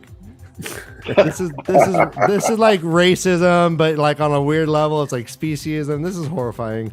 This is the worst thing you've ever read in your life. Don't stop berating me. Stop trying to cancel me. I'm trying to cancel this hateful man. Land. Men are not better than loyals. All right, so Land's got to be woke, dude. I hope he's woke in the Great Hunt. Like who? Like would you say, hey, Land? When did you choose to be a man? Did you choose to be a man? No, he didn't. Did Loyal choose to be a loyal? Duty, Come on, Land. duty, baby. That's all I gotta say. Duty. Booty. All right. So they're traveling through the Blight.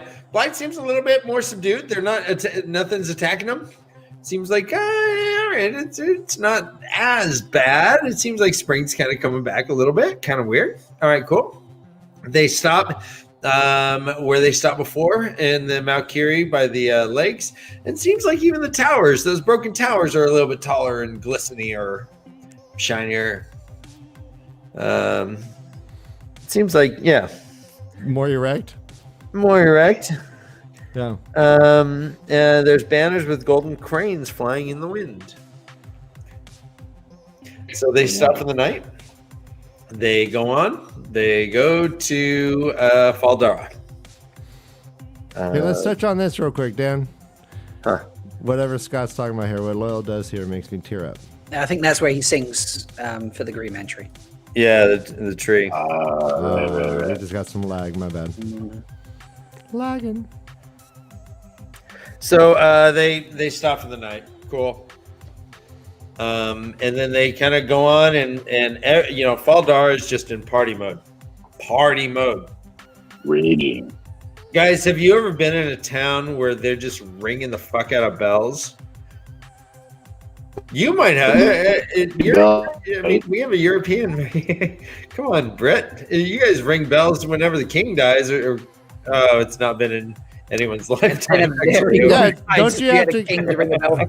Don't you have compulsory bell ringing, guys? Jesus. No, I mean it hasn't happened in like 98 years or something. Yeah, I mean when once it the happens, longest reigning monarch in the world finally dies, yes, so there'll be some bell ringing. Yeah, you all pull them straight out of your rectums that you've been holding. I mean, that's what uptight. That makes you so uptight. Is these random bells you have to keep on hand for that one moment it happens. Wow. Okay. Wait, what's that rectum? I did bells. I did bell ringing at school, but like actual bells.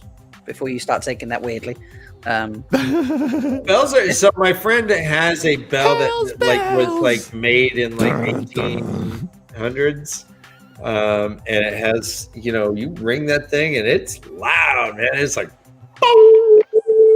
just vibrates throughout the countryside. You can call the chickens to roost and call the children to dinner with that. I mean, that thing travels, and it's not that huge of a bell, but it weighs like freaking 800 pounds or something like that. It's yeah. So all these ringing of bells is cacophonous in party town. Everyone's just like, party mode. forward scab, fuck yeah, except for Ingtar. Ingtar's like, God damn it. He's Moped-Tar, yeah. He's like, yeah. We missed it. I missed it like by an hour. I raced as hard as I could, but I had to take you guys to the border for whatever reason. Then anyways, yeah, long live us. Yeah, cool. I guess. Yeah, Ingtar's gonna hold a grudge about that, dude, forever. Yeah, he was not thrilled. But he does take him to Lord Algamar. And you know, they started talking about what happened to Tarwin's Gap. And Algamar's a little bummed. Yeah. He's like, man, we barely fought. I know what happened. I saw a man do shit he's not supposed to do. Moraine said, die. I saw that man do shit you're not supposed to do. What? So what? She's like, well, he's Tavarin. He's a real wheeze, you know? Jesus, that whole thing. And he's like, oh, yes, Moraine said I. Yeah, he's like, okay, whatever. Oh, whatever I knew. He's like, in his mind, he's like, she's gonna say it, and then he's like, the wheel wheeze. He's like, okay, fine, okay, damn it. All right, fine. Yeah, here we go again. Fine, You're all right, blah What'd you blah say? blah. Go Oh, ahead. yes, Moraine said I. Whatever, shut up. I seen it. She instantly starts asking about Pat and Fame. She's like, is he? I need to talk to him. Is he still secure? You know. And he was, and I guess he's still captive, but he asked about the either. He's like, well, surely we won, right? What's going on? You found the Greenman, right? She's like, yep, he's dead. Greenman's dead. Eye of the world is gone. Eye of the world's gone. Hey, all that is adventures that all your little boys would do. No more. Dead. They can go see a tree. That's it. No eye, no nothing. He's like, well, what the fuck? I mean, I see spring and stuff. She's like, yeah, we won, but we didn't win. Algamar has a confused moment right there. Yeah. Right. He's like, wait, what? So you guys lost, but all the growth is happening. Yeah. It's funny.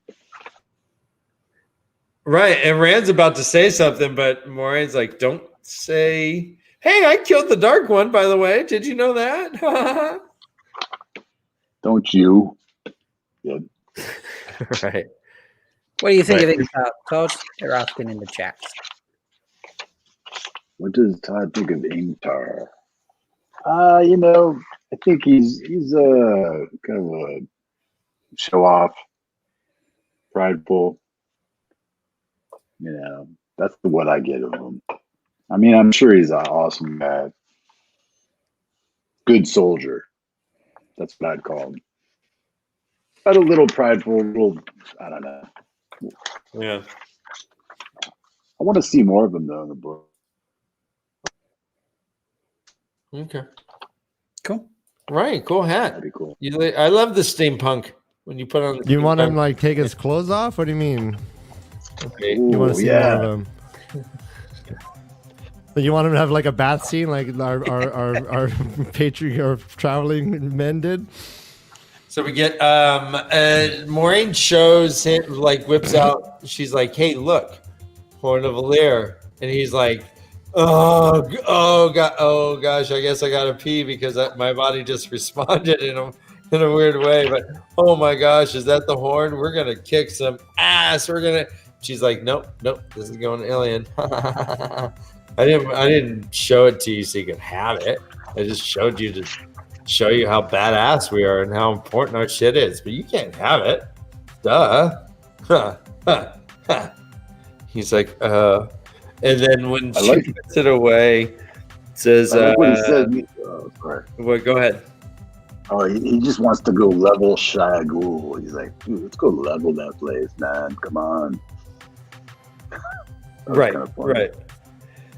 But when the lid of the chest closed, the Lord of Faldara looked like a man being denied his last glimpse of the light. What a bummer. Dude, You know what this reminded me of? That reminded me of Boromir in Lord of the Rings when he was like, he wants the Ring of Power, you know. Oh, very good. And we have this power. Why not use it? You know. So he's like totally bummed that they can't use it. Anyways, keep going. No, I like that. I like that a lot. And yeah, they're partying. In fact, 7 days later, they're still partying because the troops from Faldoran, is that what it is? Faldoran? They showed up, and it's like, yeah, all right. So Faldara and Falmoran, rather. So all the troops from Falmoran showed up, and it's like, yeah, we got to ring these bells some more. Come on.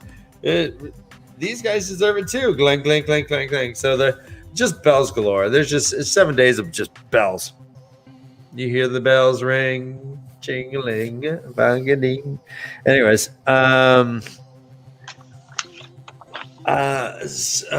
so Maureen comes in. She's like, goes and talks to, hold on. Well, she disagrees with Agomar. Did we bring that up? Shit, I can't remember. Oh yeah, I guess. She's like, we gotta put that up. Yeah, I forgot to. She's like, yeah, we gotta take the horn to Ilion and rally the forces of light. He's like, oh, okay, shit. Right. So 7 days later, though, the bells are still ringing. All that shit's going on. Rand is kind of just like working out with Lan. He's got a shirt off. This is so cool. Yeah. And Lan apparently is pleased with what he sees. He's like, good, sheep herder. So everyone have a drink. Sheep herder. He was, you're doing well, but don't push so hard. You can't not be a blade master in a few weeks. So you know what I like about this part too? Like Rand is still using the void in the flame, or the flame in the void kind of practice with the sword tactics that Land's teaching him. He's like blending the two like a badass. It said the void vanished like a pricked bubble. Yeah. Land fucked it up, yeah. Fucked it up by mentioning Blade Master. Rand's like, I don't want to be a Blade Master. He's like, well, you got a Blade Master sword, dummy. I like that part. He's like, it's a Blade Master's blade, sheep herder. Poor boy. We hear that Rand has decided that he's got to split. Land's like, give me a few weeks and I can maybe help. And he's like, I ain't got a few weeks. And you know the plan. He's like, all right, cool. Well, he again calls him sheep herder. You can do as you will, sheep herder, or as the power pattern weaves for you. It's all about the sheep herder. And then he's like, go herd some sheep, sheep herder. Yeah, do whatever. The pattern, I'm not the boss of you.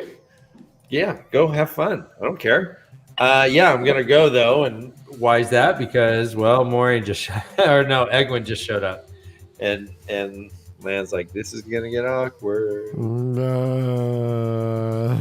Egwin's like, where are you going? Exit stage left. Even where are you going? Like, I will leave you now. He's like, I'm going. I don't know. I'm just going somewhere. I don't know. Just away. I don't know. Away. She's like, well, we're all going to Tar Valon. Matt needs to get healed over there. Perrin wants to see it before he goes wherever the hell he wants to go, but we're going. Me and Nynaeve and Moraine and Land, just come with us. He's like, no, I don't think so. So, what do you think about all this, like Todd? Like we hear that Rand's kind of planning on bolting. Yeah, Rand is like a little. He's kind of, because Moraine's like avoiding him, I guess, right? He mentions that. He's like, Moraine's done with me. Like, and he's kind of sour with their relationship, I think. Right. He He's like, she feels doesn't even know if I'm alive or not. And she's like, no. She's just sick. She hasn't been well yet. It's still been a week. She was all laid out. Don't worry about it. She's still getting better. But then, he wants to go away, and then she's like home. But then, something so sad right here. He doesn't want to go home. He says, what is it? Rand wonders if he can keep from home. Egwin asks if he's going to go home, and he's like, not home, not ever home. Yeah. It's like, it's like, what? Yeah. Wow. Because he really see Tam and stuff, and he's still like, wants Tam to be his dad. That's like weighing on his conscience. There's a lot that happens right here, actually. Right. Egwin pretty much says, hey, Moraine says that if you don't touch the true source or the one power, then, you'll probably be fine. It's, you'll probably be good. And his response is kind of funny. He says, I won't ever touch it again. Not if I have to cut my hand off first. But what if I can't stop? I never tried to wield it, not even at the eye. What if I can't stop? Yeah. He's like, wait, I have this power. Like, I haven't even tried to use it. Yeah, it's like... He's like, yeah, I don't want to do I promise I'm not going to do this shit again. Even if I got to cut off my own hand, I'm not going to do it. Yeah. It's like... All right, so let's get to the very end, because I know you're a little pressed for time right now. We get Moraine's little ending here, where she's hanging out in Agomar's private garden, eavesdropping. This is really interesting. Yeah, she's got the fragments on her lap of the Heartstone or whatever. And she has like the little blue stone that she generally wears on her forehead in her hand, dangling from a chain and like spinning. And she's like able to hear what they're talking about, even though she's not technically within earshot. Yeah, that was like her first little Aes Sedai power trick, right? Back when she was in the royal palace of Kennedy. She Right. listened to people from far away. So a smile touched her lips as she hears this, that Rand is like, I'm never going home. And all this stuff. And she says, the prophecies will be fulfilled, she whispered. The dragon is reborn. And that is the end of the first book of The Wheel of Time. Boom. Heavy. Boom. What do you think of that last line? What do you actually just Moraine's whole thing here? She's eavesdropping on Rand and Egwin. Yeah. She has a smile on her face from what she has heard from them, and then says the prophecies will be fulfilled. The dragon is reborn. Talk to me, Holmes. Yeah. I think, she feels that Rand is possibly the Dragon Reborn. Or I don't know. I don't know who else she's eavesdropping on, though. Was she eavesdropping on Egwin and Rand? I don't know. I don't know what she knows, damn it. What does she know? Right. Well, it does insinuate that she had just kind of overheard what they were talking about, but I guess it never says it implicitly. So, but she likes she likes what she heard, that Rand's not going home, and that he's just going to be wanderer, learning, and just, I don't know. We have a question and a compliment here. Todd, you wise, beautiful, bearded man. His name is Gravel, actually, but let me call him Todd. Who are your favorite characters and scenes from book 1? Man, that is. We have another question to follow this as well. Like, drop them in the chat. Come on, keep sending us questions. Oh man, there's so many characters. I really like Bail Domon. you do be loving that pirate. I loved his stories and what he laid down. I'm still like really into Min and how she's like a true seer, or she sees the truth. I hope she comes back. I don't know, just a very interesting character. Okay. And so many. I really like Nanaeve too, actually. Once I think about her, she's sass, man. I love it. She went out in Moraine with everything and still will continue to, I think. That's fun. My friend's speed reader that she is on like book 12 or something after just a few months. And after Eye of the World, she was like, I don't like Nynaeve. And I was like, try it out. And then she got into like, book 6, 7. I still don't like Nynaeve. I'm like, plenty of books left. Keep going. And now she's on like book 12. She's like, I don't think I'm ever going to like Nynaeve. I was just like, so it's interesting if you like Nynaeve after the first book. All right, guys, check it out.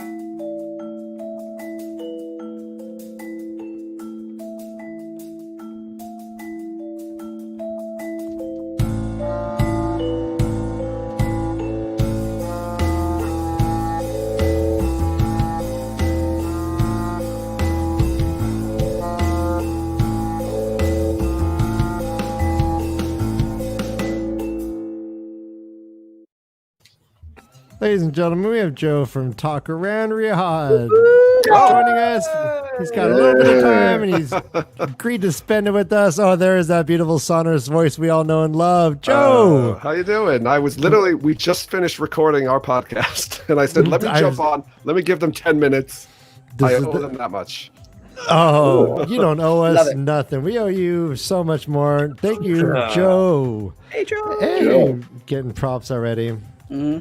So we are at the point of the podcast. We have just a little bit of time left. We are kind of asking Todd with kind of retrospective questions about the whole entire book, and chat's giving us some fun. Oh yeah, they're throwing all sorts at us. So this one from Dana: how's it feel to have finished your first book of the Wheel of Time, Todd? Oh, good question. Oh man, I'm a book old. I'm one book old. I feel like I know nothing still. Right. I've just scratched the surface. I've been just introduced to this world that I know, so little about. I mean, I know Edmonds Field, I know Whitebridge, I know Berleron, Shadow Logoth, Camelin, Valdara. I know the ways, but I feel there's so much more like to experience and find out.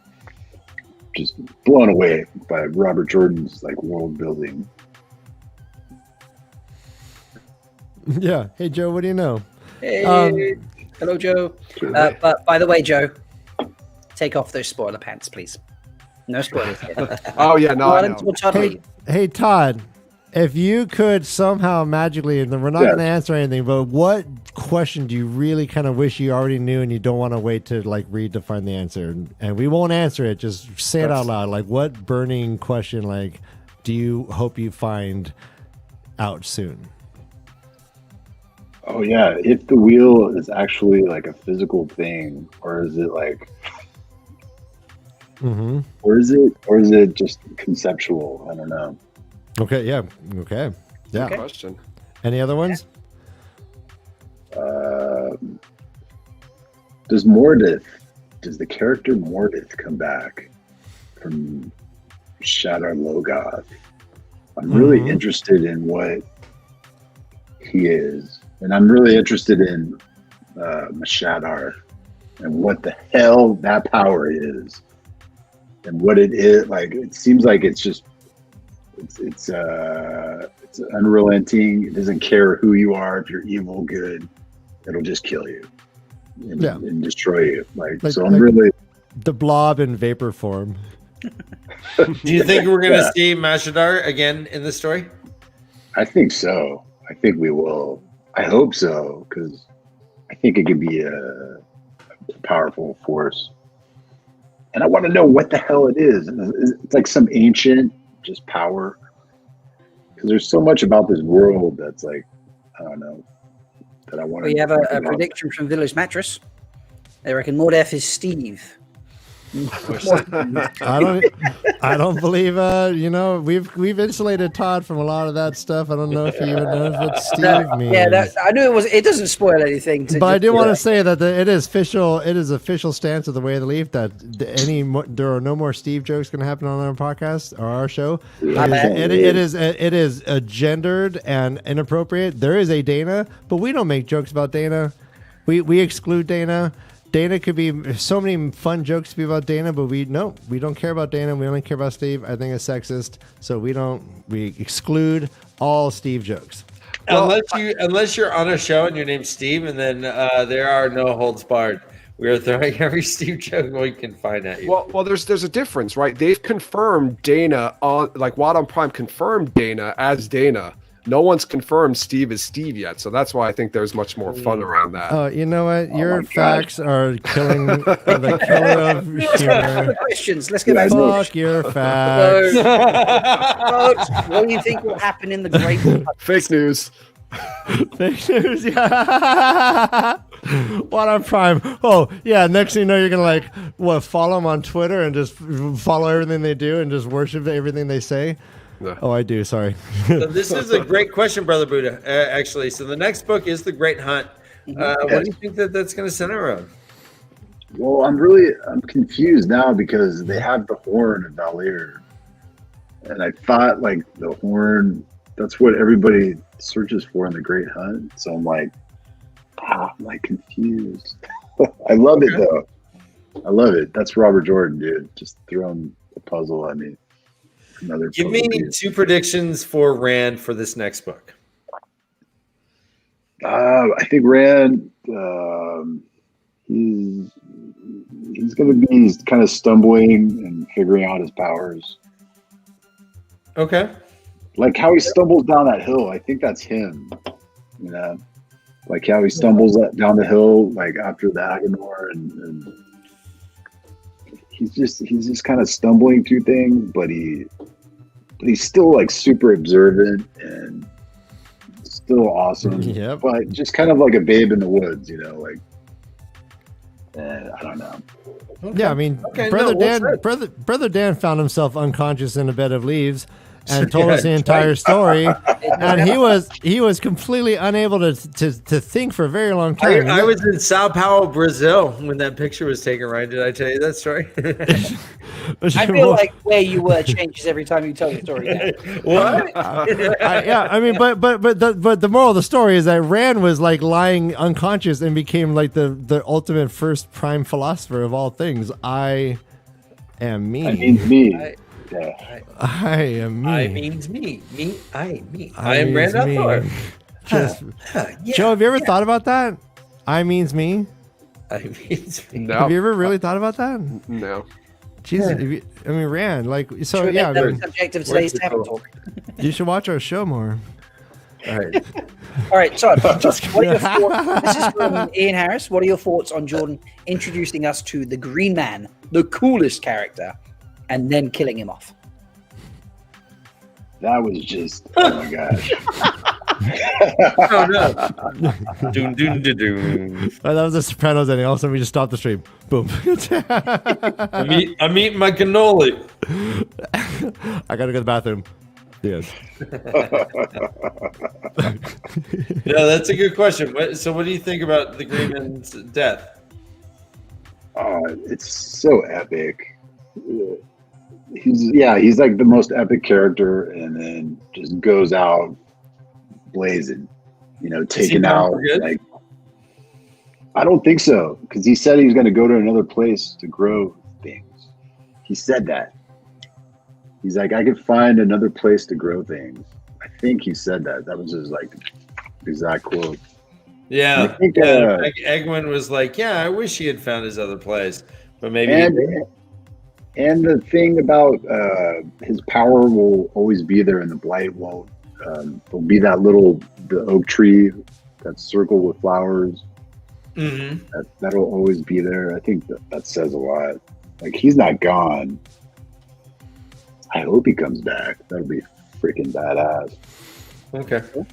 Let's real quick. We got a question about when are we starting season 2, book 2? That's going to be January 7th. We're going to come back after a break, and we're going to have our episode 1 on January 7th, and we promise to be way more structured and have guests planned. Like the end of year party, it's fine. Our open door policy is fun, but it'd be nice to actually plan shit out in advance so Joe actually could be here for more than 15 minutes. We're getting better at this. I feel you, man. We're week to week with our stuff too. We're like on Tuesday, we're coming up with an idea for our show on Friday. So it's oh man, fly by this. I would say fly by what you're going to be doing because you go and chat. You know what's coming up next. At least you got that going for you. Good for it. Yeah. I would say we fly by the seat of our pants, but I don't have legs. No pants. No legs. No leg. I'm doing a no leg day. I'm all arms. Hands off.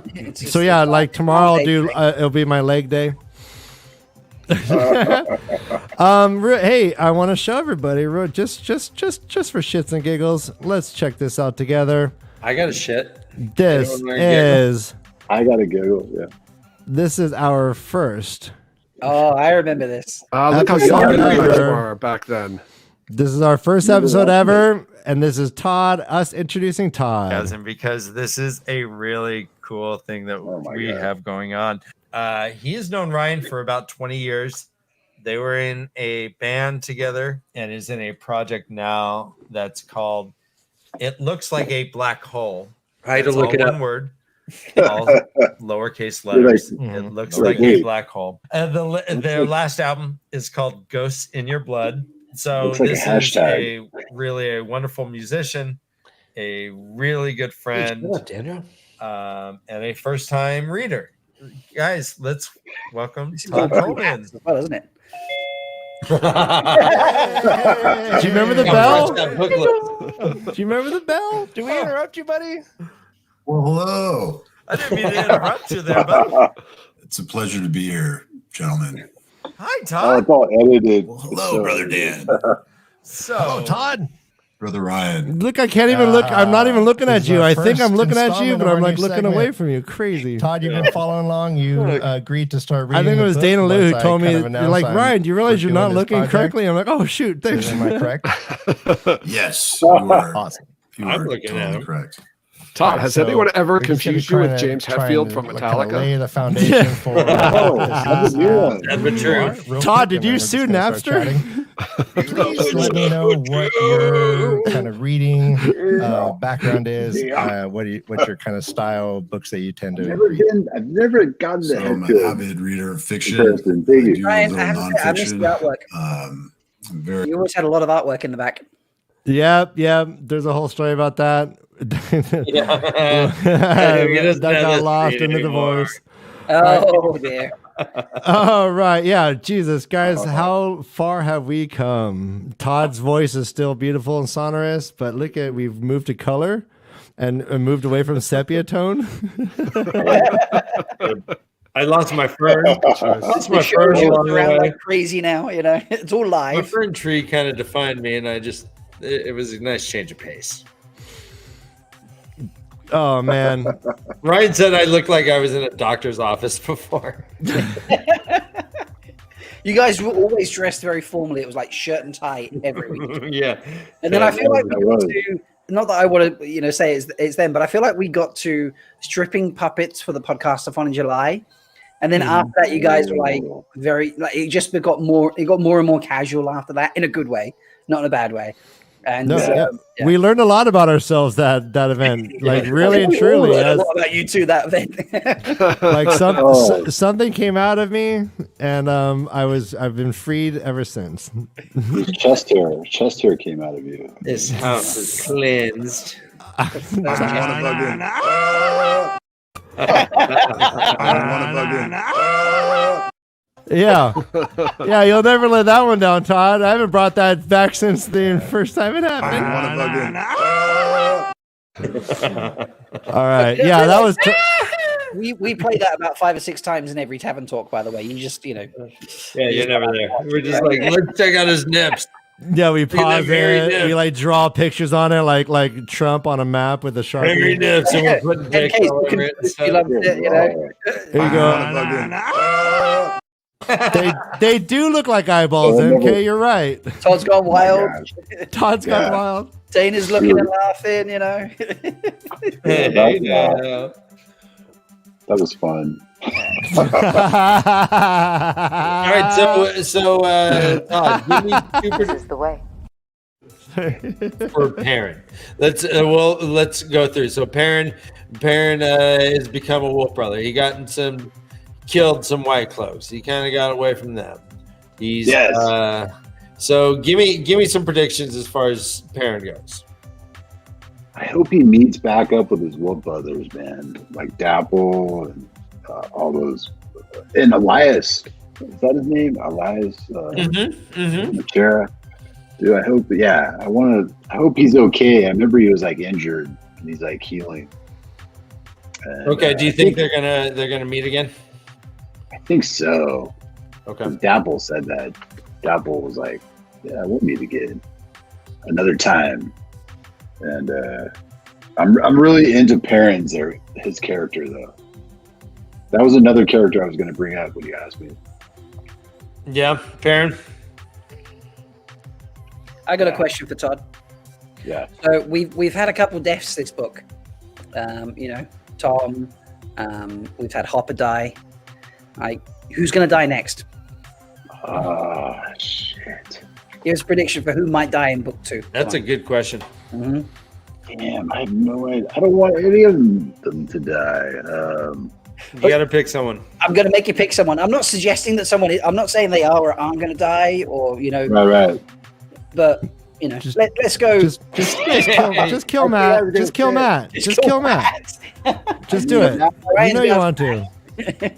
Who would be the book most 1 Matt's likely, the worst human being ever. He'll be the most likely candidate, I would think. Okay. For something to happen to.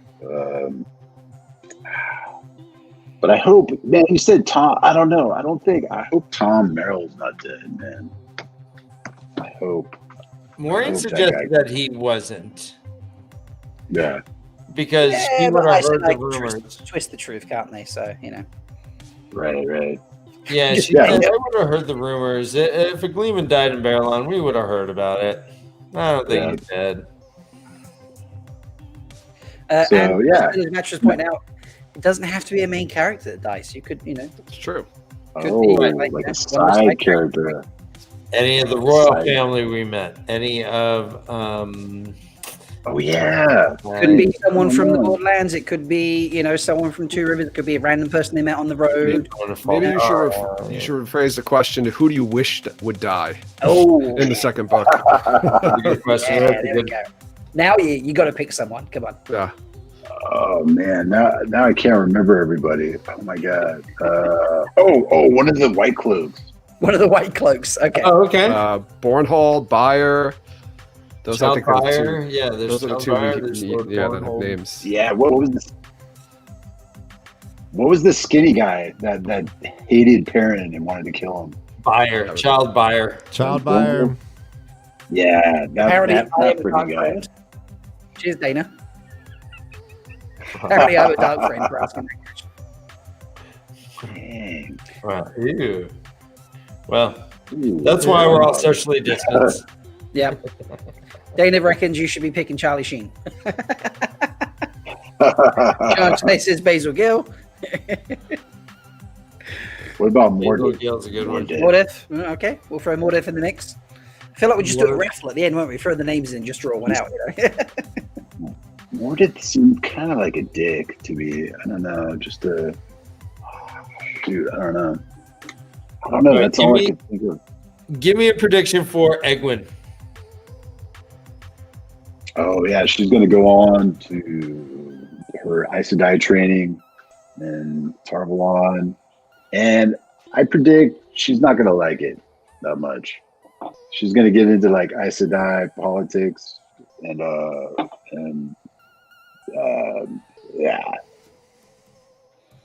that's what I predict. Yeah. Oh, okay. So there's going to be some conflict. She's going to feel based on like the structure of or politics. Yeah, the politics of the Aes Sedai and all the different Ajas. Is that what they're called? The Ajas and like just the whole. Aja. Yeah. The door is not Ajar. Sorry. Go on. Unless you're from Boston. Hey, the door's ajar. Wait, Dana had a question. Yeah. So, Dana, you kind of half answered it. So she's asking, we know that Nynaeve and Egwene can channel. Do you think that either one of or both will become Aes Sedai? So you've already said Egwene would enjoy her training, maybe get tied up in something with the Ajas or politics or something of that sort of nature. But what about Nynaeve? Do you think she'll become an Aes Sedai? I think she'll go along with Egwene, and she also will be super saucy with all the other Ajas. And be like, they'll be like, "You're this Aja." She'll be like, "Nah, I'm gonna make my own fucking Aja." Will Nynaeve invent the weave to replicate her Two Rivers switch? Ooh. Just walk around and use the power to like slap people around with that switch of hers. Jesus. Possibly. Okay, we've got an interesting question from Village Mattress. Can you think of a character that hasn't been revealed as a Dark Friend that you feel is one? Good question. Good question. Yeah. Village Mattress. Is there one that you is think a good might- question. Yeah. When you need That is a good question. Not yet. I don't feel it. We don't have time, Dan. Slow down. Dan, you know slow what? roll. Dude, I think you know what's really interesting. I remember Balsamon. You are Todd. I remember no, Ryan. You are really Listen. interesting. No, you're breathtaking. No, you hang up. No, you're breathtaking. No, you hang up. No, you hang That up. was my Keanu Reeves. Can we just feel the love? Everyone likes it. Dude, Balsamon. Yes, Didn't he say though that there is like a dark friend? He's like close to you. You don't even know the one's close to you, or something like that. You're gonna believe Balsamon? Come on. I know. Listen to me. Hey, even a broken clock is right twice a day. Yep. The walls. I mean, Yeah, you don't, that's you a don't good require question. Give us to- a name. Give us who do you think may be a dark one? Come on, this is like the McCarthy era. Like, yeah, who's a commie? Who's a commie? Are you a commie? Name a commie. Which of your neighbors is a commie? Listen, Sean. Listen, Bub. Totally. I would say possibly Matt. Matt. He's He ripping doesn't know it yet. Ronnie, you put right down these predictions, yeah? Matt is a Dark Friend. Okay, and does it have something to do with the Ruby Dagger at all? Yeah, just the whole Shadow Logoth Ruby Dagger. But then again, it's like Mashadar, so it's not really aligned with the Dark One, I guess. It's its own like evil. Okay. Right on. So we're picking Matt. All right. Question my thoughts right now. Interesting, as they say on some of the other podcasts. Yeah, interesting. Todd, do you still have time, or do you gonna split? I got like we can do one more question. Yeah, if there's any more, Oh, Jesus, one more. Like, what's the one question? Oh my God. Hey, Todd, what's the meaning of life? what is it gonna? Hey, Todd, what happens when I die? Yeah.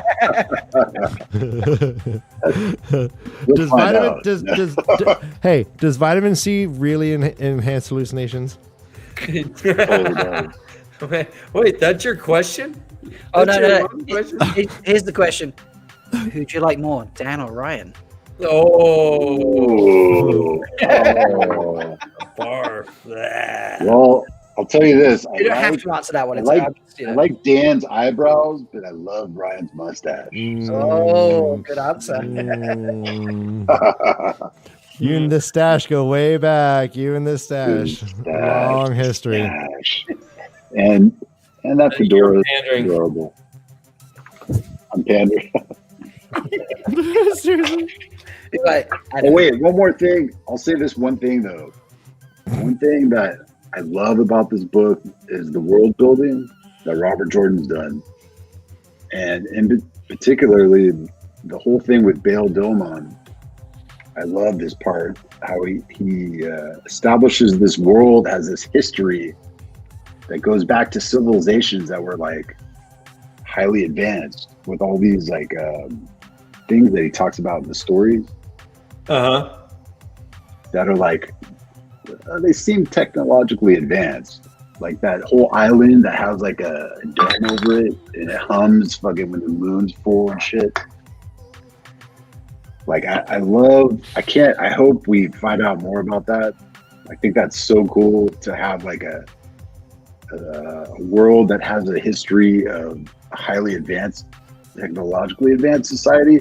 And now they're into this society, I don't know, or this kind of civilization that's like not technologically advanced, but more like spiritually advanced. Fucking amazing. It's so much food for thought. Like, oh yeah. Yeah.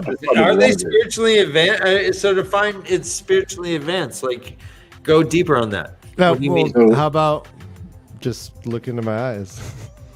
I'll tell you about spiritually advanced. Do you know Prince? Do you know Prince would pray with his lovers before they have sex every time? Just you don't. That's spirit. That's exactly knowledge of the day, ladies and gents. I say you better pray you don't die. Here we go. Just go to town. I go puppet crazy. Yeah, the end. You better pray to your God that you can walk. All right. Yeah. Perhaps a question about the books. Where in the world do you want the next book to go? I want to learn more about the history of this world, the history, just the origin of like the Green Man, the origin of the Horn of Valor, the origin, just all. I want to go deeper into the origins, I guess, of everything. Will we see Ogier? Will we see more Ogier? What Ian said, go deeper. And he wrote that before your answer as well. So it's like he knew in advance. He knew. He knows me. He knows Let's go me deeper. so well. Well, let's go deeper. Will there be? Do you think we'll see more Ogier? That'd be awesome. I would love to see more Ogier and Tree Songs. I want to see two Ogiers sing Tree Song together. That'd be awesome. Very cool. Ooh, like harmonized or singing around or like a barbershop quartet of Ogier? Or like counter notes. Loyal. Counter notes and yeah, 3-part harmonies and like everything. Awesome. And who do you think the bad guy is going to be? Do you think that in the next book? Who do you think the antagonist will be? The Dark 2? The Elegant 69? The Dark One 2.0? Yeah. The Dark 1.2? Yeah. Well, I think he'll be, the Dark One's going to be, he'll be there, still visiting Rand in his dreams, I bet. And I think, I don't know, Matt, possibly Matt, he be something, I don't know. I can't wait. I'll find out. Okay. But you're only allowed to read how many chapters before January? Like, whereas before you're like, oh, I got a couple chapters to read before next week. Now you're like, 3 weeks before your next chapter. I'm trying to do maths now. Does your book have the prologue to the Great Hunt at the end? It does. Good question. But you know what? You know what I got? The next book. Oh, yeah. Look, he's getting ahead there, guys. Look, that is not. All right, let's look at that cover. What do you think of the cover? Dude, I hate this cover. Oh well, you haven't gotten Tell us everything, every feeling you have right now. You hate it. Why? Describe what's going on in that cover. Who are those characters? First, tell us who those characters are on the cover. That's Loyal. That's Loyal. This is Rand. And that's Moraine, maybe? Oh, wait. Oh, yeah, there we go. That's better. Moraine. That's Loyal. And this is Rand. I don't know. Is that what Loyal looks like in your head? He looks way bigger in my head. I don't know.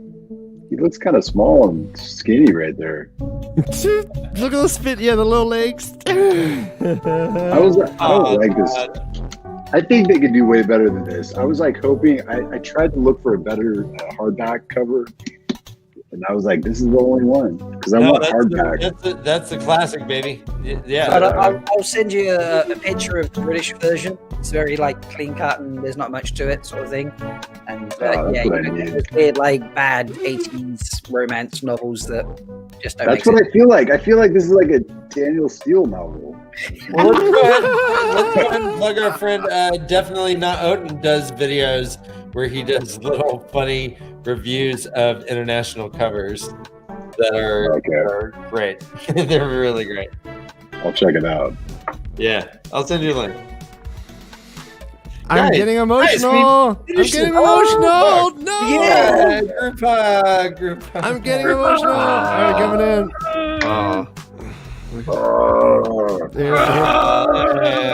Here's my butt tongue. Butt tongue. No, butt tongue. Keep the butt tongue to yourself. I don't want the butt tongue. Ryan, you're eating ass like every time you speak. Apparently. Talking shit all the time. Talking shit, yeah. That's for sure. There we go. Fascinatingly enough, this man below me we are in a fantasy football playoffs against Joe. You are below me on purpose. I'm lording over you. Wait till you see the 1 minute video or the short little video I'm gonna make for you guys. Joe, you want to be on top for once? Let me fix that. 1 second. Boom, there you go. What is happening? I lost control of my own show. Guys, Todd, hey, get me out there. Todd, he doesn't. Thank you. Getting vertigo. You know, in the beginning of the year, last year, I would not have thought we would be doing our 20-something show sitting here with Todd. No. You spoke by now, but holy shit, this has been awesome, man. So Todd, thank you. I'm blowing kisses like kites on Ben Franklin's birthday. There's everybody, and they're all to my heart. Everybody, awesome. Love you. Everybody's flattering to me. I love it. They listen to me, and it's awesome. I love the questions. Like, love it. It's so much fun. Yeah, I love it. No, this is you know, Todd. We do this, and the part about this whole channel that I appreciate the most, besides all the money we're getting, is wait, what? Yeah, what? We'll talk about it later. It's the community. It's the community we're building, and like Todd, because we're insulating you a lot from all of the spoilers and everything, and you don't have as much time as we have. But the community that's building around this show and around you and around all our efforts, it's really it feeds me. It feeds my brother Dan. It's a gift that keeps on giving. Yeah, so here's to season 2, book 2. God, you are the best. You are the best. You are the best. So much love in the chat now. Just constant messages like people loving you. My heart's beating out my chest. My heart's beating out my Thanks chest. for being awesome. Call a doctor. I don't have a diaphragm. I just have fluff. So when my heart beats out, it like really beats out. It's like a baby soft spot. Holy cow. Ian still loves your brain, Todd, apparently. Like a baby soft spot. Oh my god, that's the line of the season. Holy crapoly. Everybody, we're gonna take a 10-minute break. I believe we'll be losing Joe. We're gonna get another special guest in. We're gonna move into Tavern Talk. If you stick around, you'll probably get a mattress ad read. We actually have maybe the appropriate graphic. Who knows? It's a roll of the dice. I can't wait. You never know what mattress store I'm going to pop up. Joe has no idea what we're talking about. I have no idea what you're talking about, but I'm eager to find out. And, I'll be back, for longer than Yes, we will get you back, Joe. And that does sound like a threat, but The door is open, guys. I'll be back. as this is the way of the Leaf, I will just run. Guys, this is the way to Leaf. This has been the LeafCast. Thank you again, Todd. Todd, get to reading, you filthy animal. But not too quick. 'cause you've got 3 Look weeks. at that big ass. You've got 3 book. weeks. I love it. Look at this big ass book. That's a big app. And he's gone. Oh. And I miss him. I miss him Hey, well, already. copy a note in there, Holy cow. So, Joe, what did you guys just record today, and when is it coming out? We talked about some of the social media posts that some of the cast put out. Pictures of the Madeline Madden posted of like the cast, off screen, having fun, and then Daniel Henney was apparently recording some sort of audio that could or could not be, some ADR for the show. So excited! I about reckon that. that was ADR.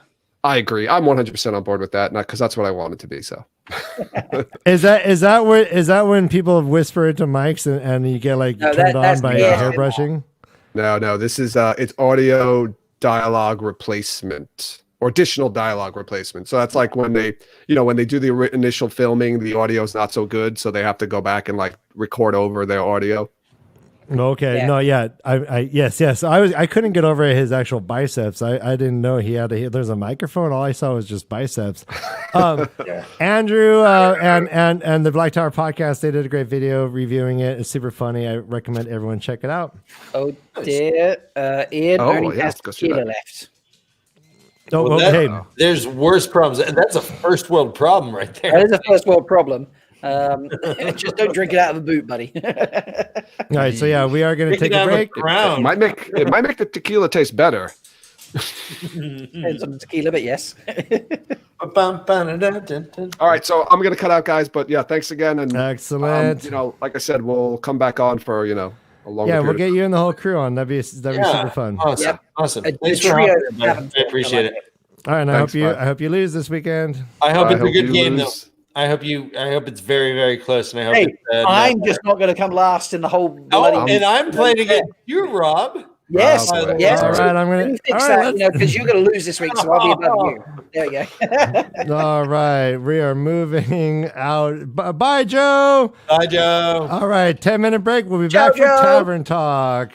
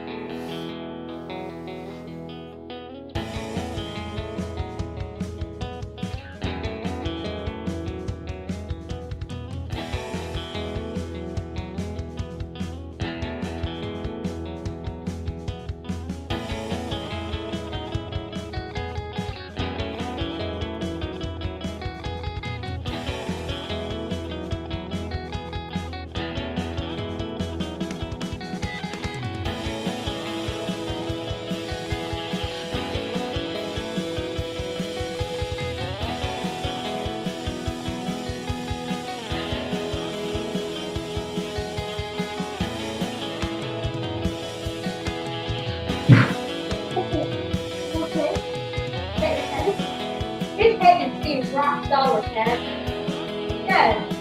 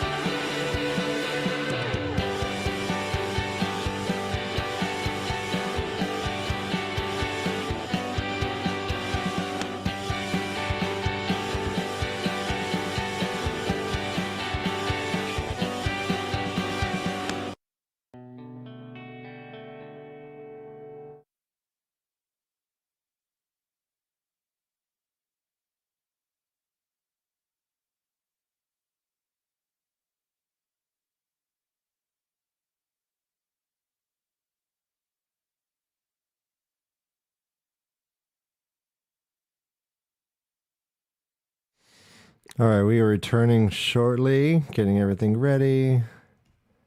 Thank you for your patience. If you look out the left window, you can see Las Vegas. Hey, is that Big Ben and Parliament? Hey, kids. Big Ben, Parliament. All right, Hey, kids. I'm almost ready. A lot to do.